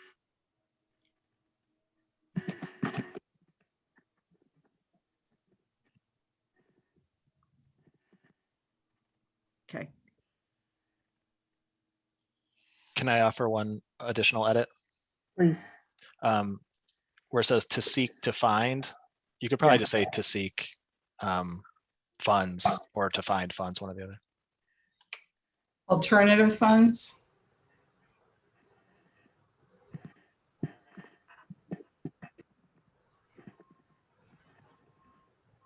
I just think we need to say funds. Yeah, I don't think it adds the alternative. You need to find it in the budget or outside. Can I offer one more piece of feedback? So it says to seek funds to fill 8 community responder positions and the program as proposed on May 27th, 2021. One could construe that to say 8 in addition to what was proposed for a total of 12. So maybe change that to 4 or clarify that the program, meaning like the process and the timeline. You could just turn it around to make it easier. Okay, and other elements. Does that do it, Sean? Yeah, that's fine. Yep. Thank you. I don't want to put you on the spot, so but Pat, your hand was up for a while and then you took it down. So if you want to be recognized, I certainly will recognize you. I felt I was just supporting the idea of separating the motions, and I was and we should vote on the first one before we do anything else.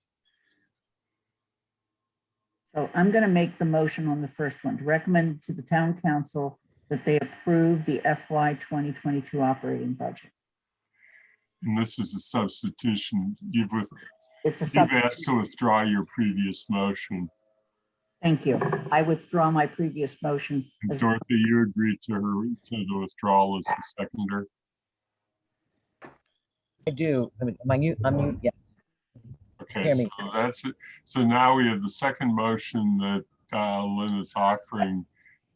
Is there a second to the motion to recommend to the town council budget? Yes, I second. Okay, Dorothy seconds.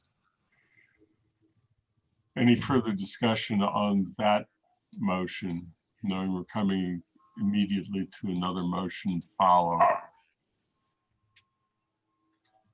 If not, I'm going to, if there's no further discussion, then because I need to do roll call, I'm going to do a roll call of the entire committee, and as usual, asking that the resident members of the committee indicate whether they support the motion as it is before the committee.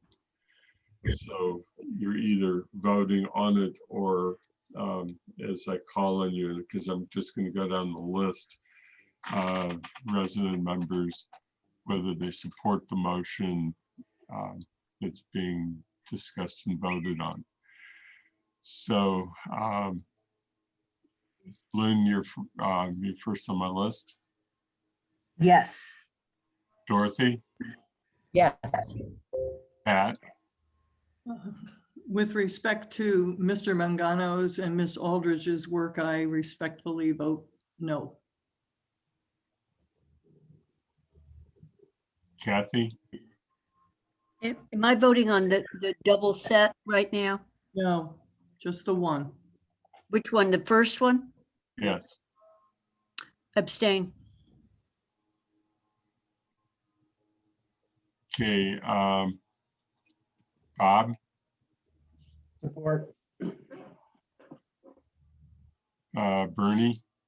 Support it. Jane? I support it. And I'm voting yes. So are we at 3 in favor, 1 opposed and 1 abstain, and 3 resident members supporting the motion? I think that's where we were. That's what I recorded too. Okay. So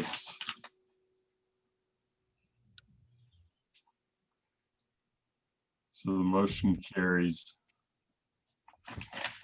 And I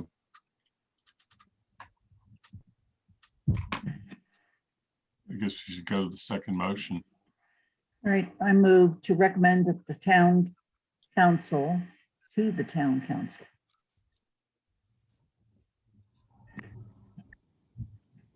that they direct the town manager to seek funds to fill 8 community responder positions and the other elements of the program as proposed on May 27th, 2021, and report back to the town council and residents of Amherst how he plans to accomplish this no later than January 31st, 2021. You said 2021 or 22? 2022, I'm sorry. Recommend to the town council. Yeah, that's right. Okay, so I need a second. I second it. Dorothy seconds. So we have a motion on the floor. It's been made by Lynn, seconded by Dorothy.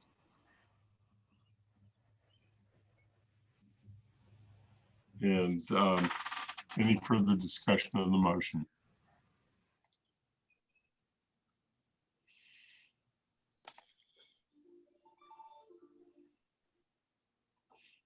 Then I'll start this time.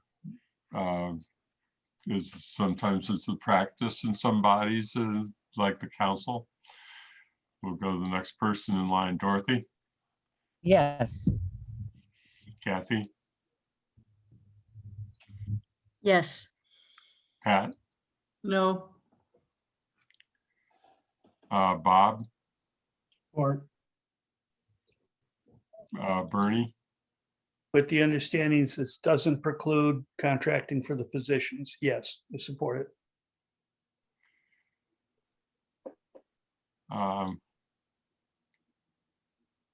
see Pat.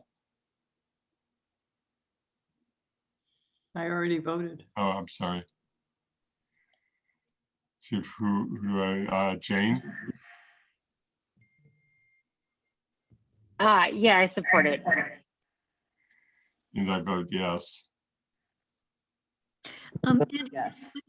I rarely do this, but I'm really uncomfortable with knowing that whether or not we can do it. So I'm going to change my vote to an abstain. So are we back to You're going to be 3 yeses, same way. three yes, 1 no, 1 abstention, and 3 support.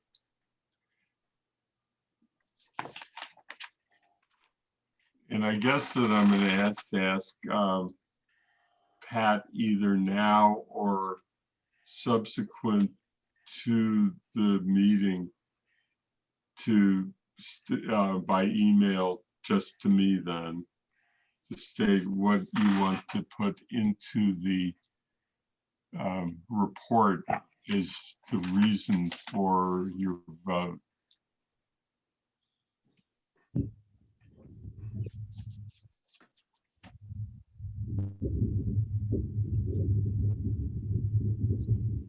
Pat, I don't, you're muted. Pardon me? You're muted. Yeah, I just unmuted myself. Sorry, Andy. I wish I had an eloquent statement to make. I cannot support this budget because it does not do enough to fund the program, to start this program. I think the community has spoken clearly. I just can't find a way to do it. Maybe I'll be able to type you something eloquent. I just can't support this. I believe money should be coming from the police department, and that is not disrespectful of our department. There are 2 empty positions. There have been 4 empty positions all year, and we haven't had murder and mayhem all over Amherst because the police department has been down 4 people. So we weren't asking for a lot when we said we needed to move some funds from the police department. So I just can't do it.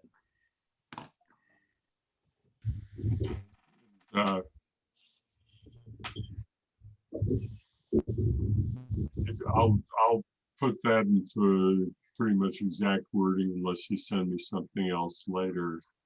I don't think it'll get any clearer. I wish I could say that it would. And Kathy, I don't know if you have anything different to say on abstentions that you've made. No, I can send you the sentence and it will build on Pat's. It's that I would be much more comfortable if you actually directed where these monies are going to come from. And I'm particularly concerned about the year after next, even though we are only voting on the current year in front of us.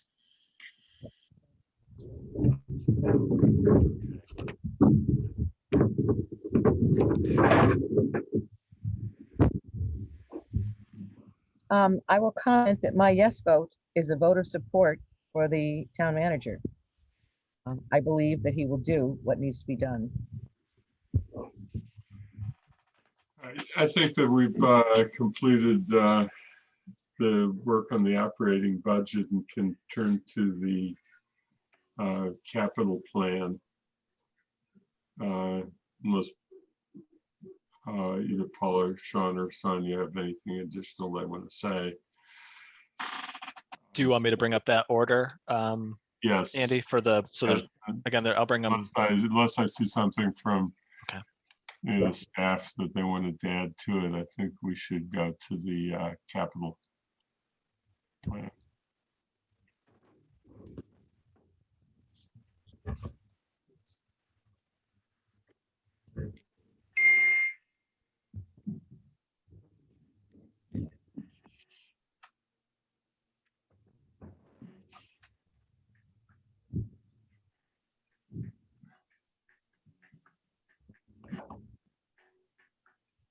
Can you see the order on the screen?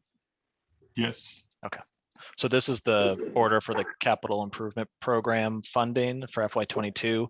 And there is also an order for the debt authorizations that are related to this as well. So this is one, and then there's another order for the debt. Okay.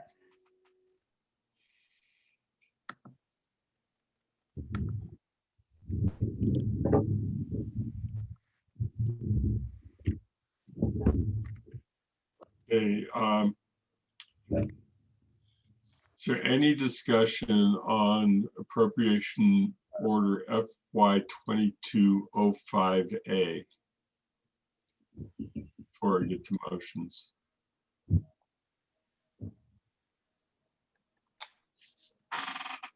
I'm not sure that I'm seeing any, but let me.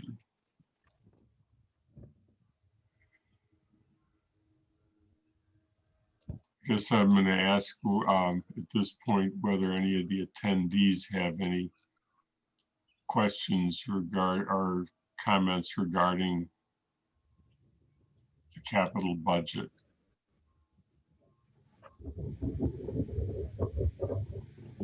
And I'm seeing none, and I will come back to the committee and see if there's a motion.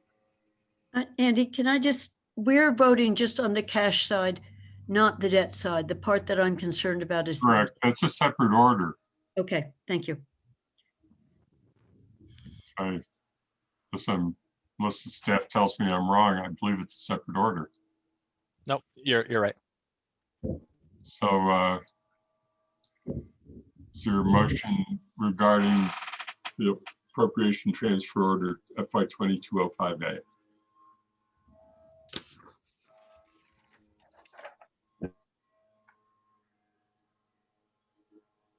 I move, I'll make a motion. I move that the Finance Committee recommend to the Town Council approval of appropriation and transfer order FY22-05A. Is there a second? Second. Okay, Dorothy, I believe seconded, motion made by Kathy. No, that was Terry. That was Lynn. That was Lynn, I'm sorry. Can't substitute that for the sake for the minutes.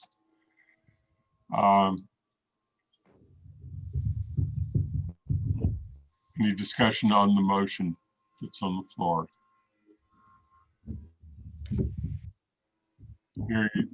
Seeing no requests for motion, then I think we can proceed to vote on the motion that's on the floor regarding the financial order for the cash portion of the capital improvement plan, capital budget.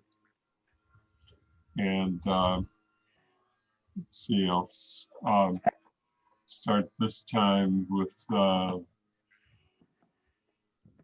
Dorothy Pam.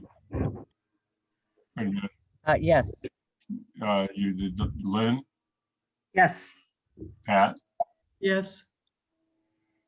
Bernie, Yeah, I support it. let's see,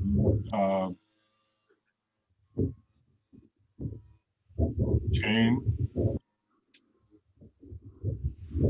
I support it. I vote yes, and Kathy. Yes. I think everybody's voted. Bob, you didn't get Bob. Oh, Bob, I'm sorry. Bob, I support. apologize. And so that makes it 5-0. And with 3 resident members indicating support. So that, Sean, I guess that does bring us to the other motion regarding debt.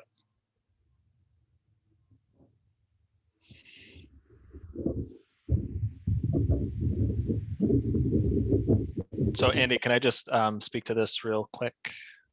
Sure. So there's 5 projects. A, B, and C are sort of 1-year projects.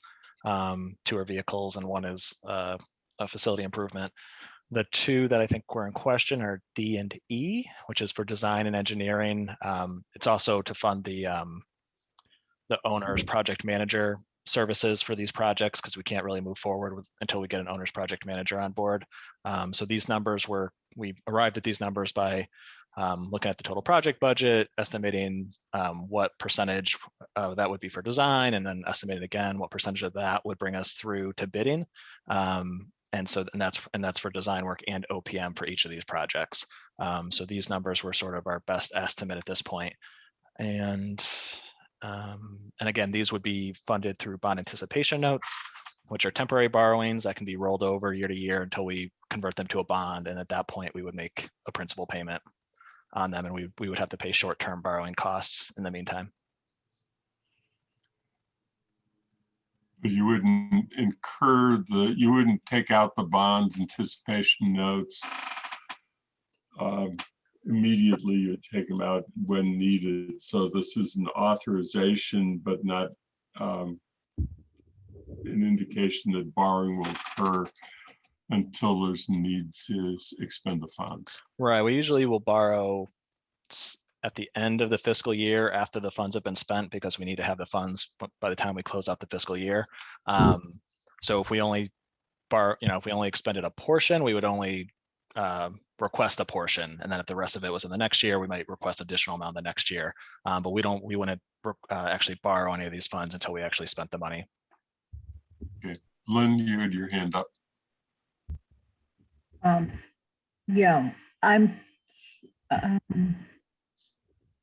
you mentioned at one point that you thought the ARPA funding might be able to fund the OPM.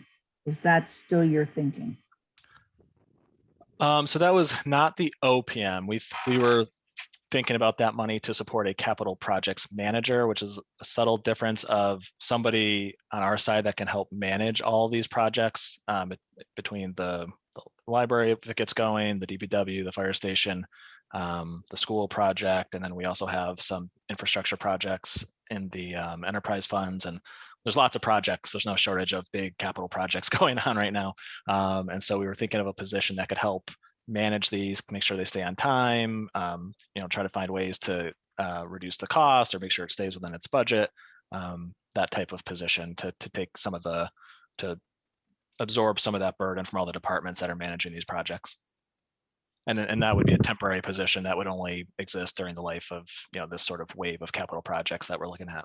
And that money is not included here because it's grant money. Right. That would be if that position is approved and funded, it would come out of the grant. Thank you.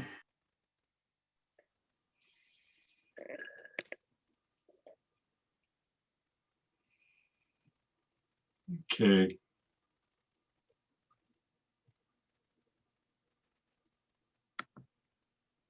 Are there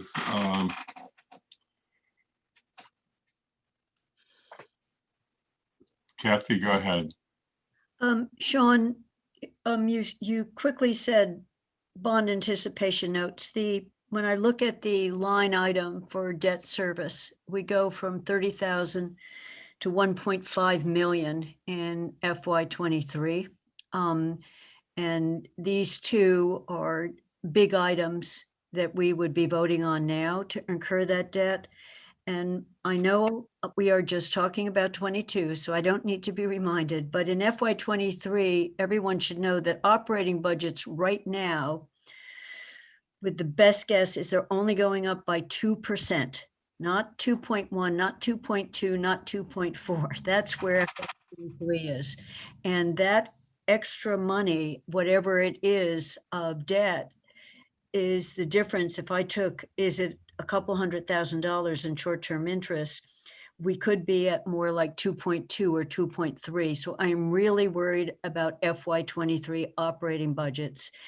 When health insurance starts going up again, when we have step increases, I don't want to have to start, as we're coming out, hopefully, of a recovery, squeezing our schools and our staff. We haven't addressed fire station staffing issues. So I'm worried about, I know we gave the town manager instructions, try to find a way to do all 4 capital projects. We didn't say one has to find a way.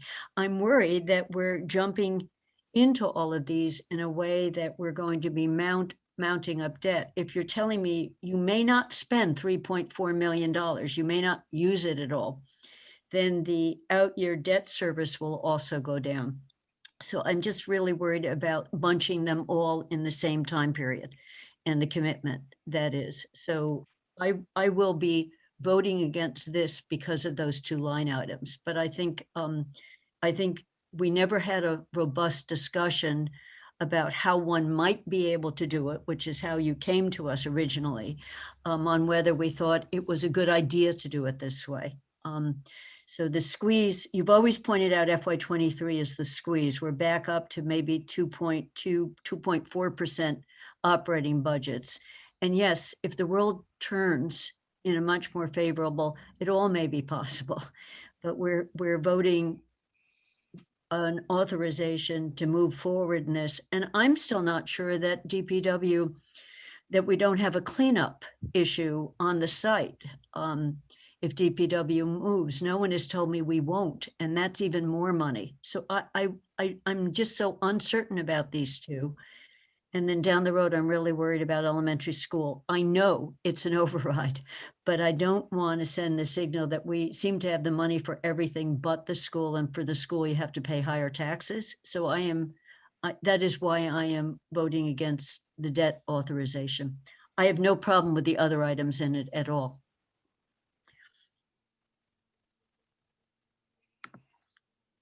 Lynn? Yes. Am I correct that we are expecting responses to the RFP that is on the street for DPW this Friday? Okay. And based on the response we get, could significantly alter the figures, because we went out with a very broad set of options, including an existing building, a building for lease purchase, or building a building. So I'm a little concerned. At this point, we're very close to maybe being able to be more specific about DPW. And so we can approve this, but I just want to say, based on the response to the RFP, we could have a serious change. Paul or Sean? Yeah, I mean, I would just add, I would think regardless of what comes forward, we are probably going to have some design work related to it. I don't think we weren't intending for this debt authorization to preclude, if the design was for a renovation versus a new construction or something like that, but we were thinking we are going to need money if we want to advance these projects in the next fiscal year, for just exactly what Kathy had mentioned earlier about what are the site cleanup issues at the DPW and what those, because it may affect the long-term plan if it's substantial, but we're not going to know that until we have the money to really dig into, literally dig into it, and figure out those answers. So again, this money was really to move us forward. The DPW project, we have it estimated for FY23 when debt payments begin. It could be a year after that, based on how long it takes, whether it's renovation or new construction. So, but yeah, these funds were not meant to preclude or rule out, what options we may get when we open those proposals.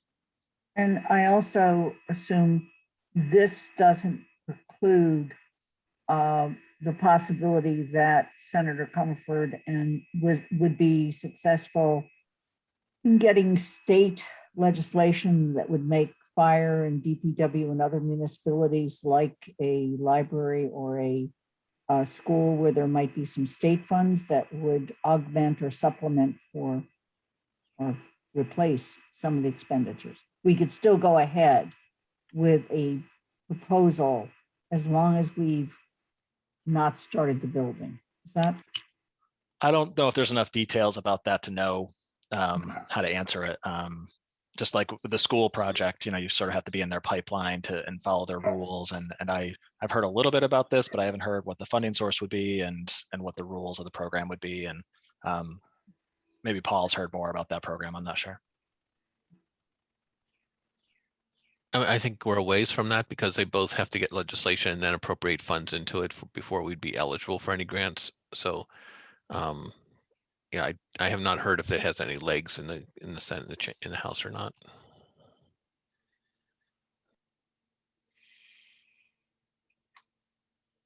Anyone else? I feel like we've made a commitment to find a way to address 5 major projects. That's been a longstanding policy of this council, and that authorizing a debt with the debt only to knowing that we don't borrow funds until after we've expended funds, and we don't expend funds until there's basis to do it. That there's a sequence here that's a matter of trust. And I trust our town manager and our finance director and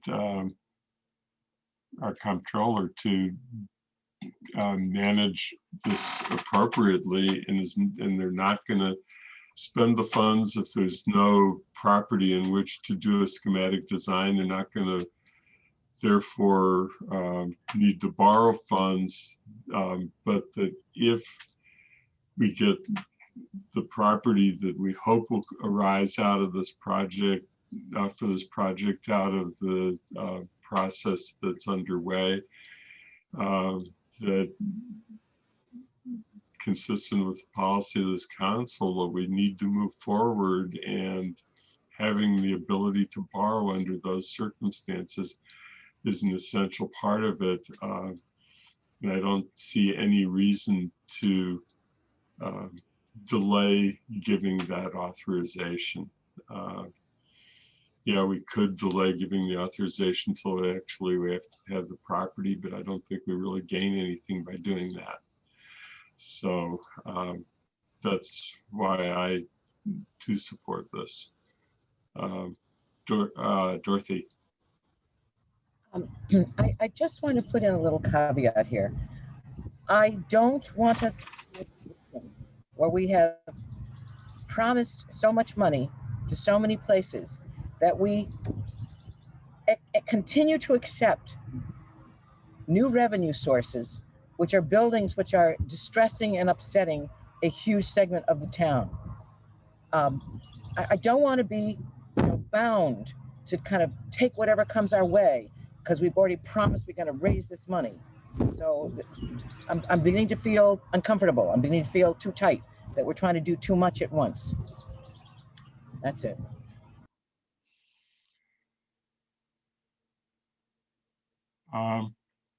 I did.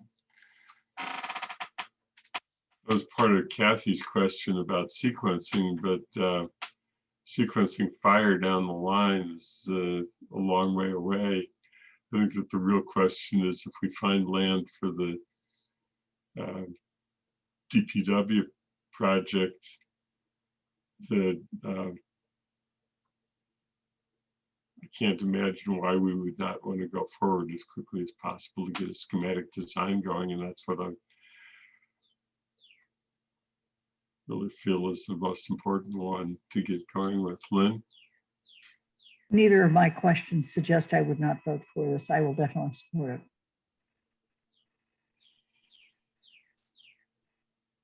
it. Lynn, could you repeat that? I didn't catch it.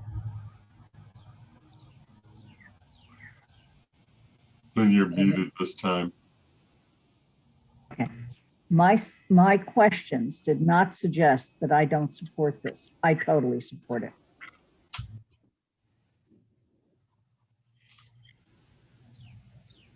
So at this point, I think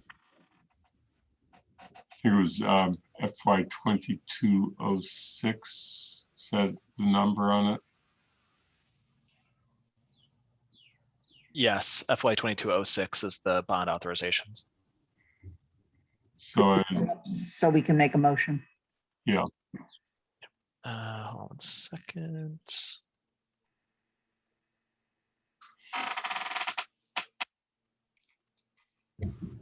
Prepared to make a motion if you're ready.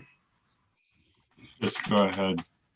I recommend that we recommend to the town council the approval of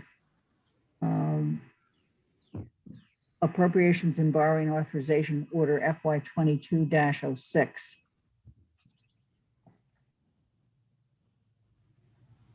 Okay, I'm going to second the motion just to keep this process moving. Dorothy, your hand is up still. Was that from before? Do you have something to add? Nothing to add.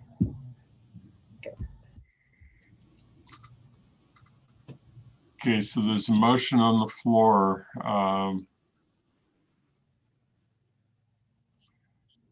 pausing to see if there's anybody who is going to seek recognition for any purpose, either to speak or to offer an amendment to the motion. And if I hear none, then I'm going to call for a vote. Okay, so at this point, then I will call for a vote and let's see. Gonna just go up to the top again. It's easier for me to do it that way. Dorothy? Abstain. Lynn? Yes. Kathy? No. Pat? Yes. Bob? Support. Bernie? Support. Jane?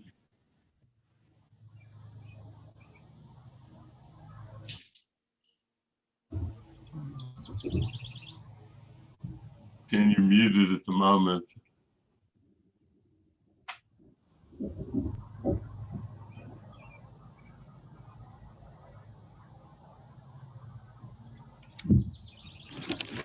Jane?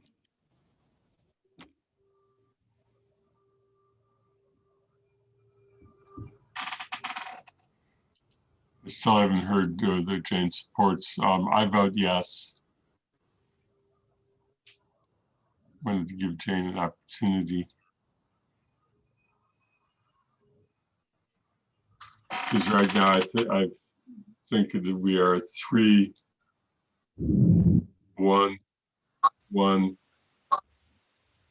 Jane, are you? Can you hear me okay? Now I can, yes. Okay, I support. Okay, so we have 3 members, resident members supporting, 3 voting yes, 1 voting no, and 1 abstention. So the motion carries. Which then brings us to one additional agenda item, if we are able to discuss it. And I actually have to go back and take a look at the agenda itself to see whether we can actually do this. And that is the question of whether we can follow up on our discussion from the last meeting about a report to the Council on Reparations. I think that I have something from Sean, which I will read regardless, but I wanted to get this. We put, it's not explicitly on the agenda, and So I'm not sure that we can handle a motion on it unless Athena agrees that it was not anticipated 48 hours in advance. The last discussion was on the afternoon of Thursday, which was, I believe, after the posting deadline for this meeting. I think, yeah, I think, Andy, if you expect to have a thorough discussion about it, then I would save it so that we can post it on an agenda and alert the public that you'll have that conversation. Which would leave it that we, Sean? Yeah, so I think we have to have at least one more meeting after the Capital Improvement Program Forum to probably follow up on that, but also there's a optional tax exemption. That's sort of a routine thing we do every year that has to be approved before June 30th. And we could also add this item. So it would be whatever date we can agree to, I think after June 7th. I'm not sure if we have a date scheduled yet, but we could address this one at that same time and get it to the council before they vote on the 21st. So to Lynn, who's in her role as council president, we had a motion from the council requesting that we report back. We can report on a discussion, but we cannot report on a position because we will not have a motion. And I'm going to just tell you, based upon our last discussion and with Sean's help, thank you, Sean, what we came up with was the following, that we would be considering the creation of a stabilization fund in June 2021 by the council. The stabilization fund would be in order to create a new reparations stabilization fund. Secondly, that we would seek to transfer approximately $206,000 from fiscal year 22 reserves. If I don't have this right, Sean will correct me. Transfer approximately $206,000 from FY22 reserves to the new stabilization fund. This would occur in the later fall when the town transfers free cash over 5% of the regular stabilization fund. And the council, of course, would have to approve that transfer at the time. And it would have to be initiated by a town manager. Would have to request the transfer. And then the third was that no funds would be expended from the the new stabilization fund until the town receives legal guidance on allowable uses. And that's is a summary of where we ended up last time. So, Andy, I think if you just report on the progress and then say that by the 21st we'll have a motion, I think that's fine. I think that's where we are. So I will, is there anybody else who has anything to say on the subject, or we will write a memorandum on that, a report on that piece, which I probably will do as a separate report from the report that we're doing, that I'm trying to get together on the other. Paul, you have your hand up. Yeah, so for your next meeting, we can provide some background information and a sample motion that I think that you're referencing that would give more context to the Finance Committee as you consider the idea of reparations. I'm just curious when you think that might come up on your next, when will your next meeting be on this topic? We will discuss that momentarily. Okay.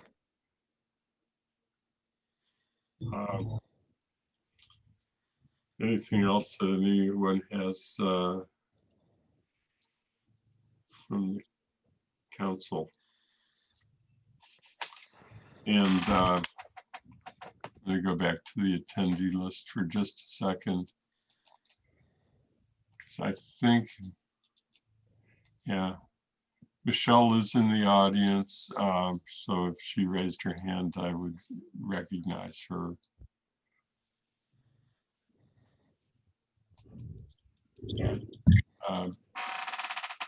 Having said that, I think that this point, what we need to do is schedule the next meeting, and then I'm going to tell you where we are, where I am with the report. And it's been a struggle, but I'm getting there, and I appreciate everybody doing their piece with it. So next meeting, Sean, you had a date in mind you were suggesting? There's a couple. So if we wanted to stick to Tuesdays, we could do the 8th or the 15th. I'm not sure if there's any conflicts on those days. I'm just looking at my own calendar. Yeah, I have a conflict on the 15th. Okay. My wife has an appointment, medical appointment in Boston that we scheduled long time ago. So unfortunately, I can't break that. I also have a conflict on the 15th. CRC is meeting on the 15th. Paul, do we know when the I'm optional? sorry, that's the 8th. Sorry, Athena. I'm sorry, CRC is meeting on the 8th. Okay, right, okay. We'll meet at 2 o'clock on the 8th. That works for me. CRC is meeting at 2 o'clock on the 8th. Right.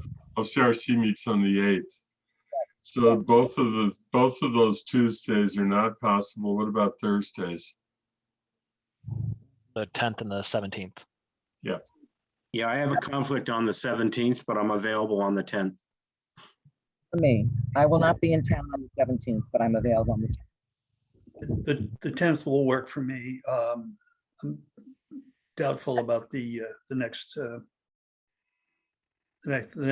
The 10th is good. Pat, can you unmute for a second? The 10th works, but the 17th would have to be earlier than, so I would have a hard stop at 4 o'clock. I think that where we're at is the 10th because several people have said that the 17th won't work. Okay, so that I had to go get my calendar. The 10th No, works that's fine. fine. All's working well. I'll try to see if I can move an appointment on the 10th. I'm fine with the 10th. So, Lynn, do you want us to? I have an appointment on the 10th, but I'll see if I can move it. Okay, so our plan right now is to meet at 2 o'clock on the 10th and to you'll be able to provide the additional pieces that we need to finish our business. Or yes, yes. And I just wanted to ask one quick question. I think of Lynn. Lynn, do you know, is the optional tax exemption going to come up at council before the 10th so that when it gets referred, we can address it on the 10th at Finance Committee? I can't remember. Okay. We can make that happen. Athena, we just have to add that to the. We already have it on our draft agenda, Thank Lynn. you. It's on consent. Thank you. Perfect. Thank you. See, you really need to ask Athena about that stuff. Oh, finance too. Okay, so And we have 2 o'clock on the 10th. Paul has his hand up, Andy. Yeah, Paul? Just so on the agenda on the 10th will be reparations, optional tax exemptions. What else do we want to talk about? There was one more. Oh, if there was any follow-up from the capital improvement program forum. Because the forum will be on the 7th.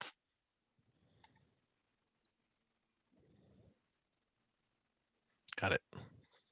The third quarter report, Oh, yep, perfect. but I won't be here, Sean. Prepared to do that? Holly will be here. We can have Holly here. Yeah. We can do the estimate for Lynn's surplus for this year. of the third quarter. I started looking at it. It's sitting there for us to see if you take it out a quarter. Okay, so I think with that, we've completed our business. We've done a lot. We do not need to meet tomorrow then. Dorothy's hand is up. Was it- Dorothy? No, I was going to talk about just tell you where I'm at with the report, but Dorothy. So it was, I thought we had a meeting tomorrow, saying we don't need to do it. Okay, great. I think we don't need to do it, but look, before I say that for final, what I was going to try and do is complete the report. I've been struggling along with some final editing on the various reports that I've received from all of you, and with much appreciation, and one piece to write. And obviously have to write up, add the pieces from today.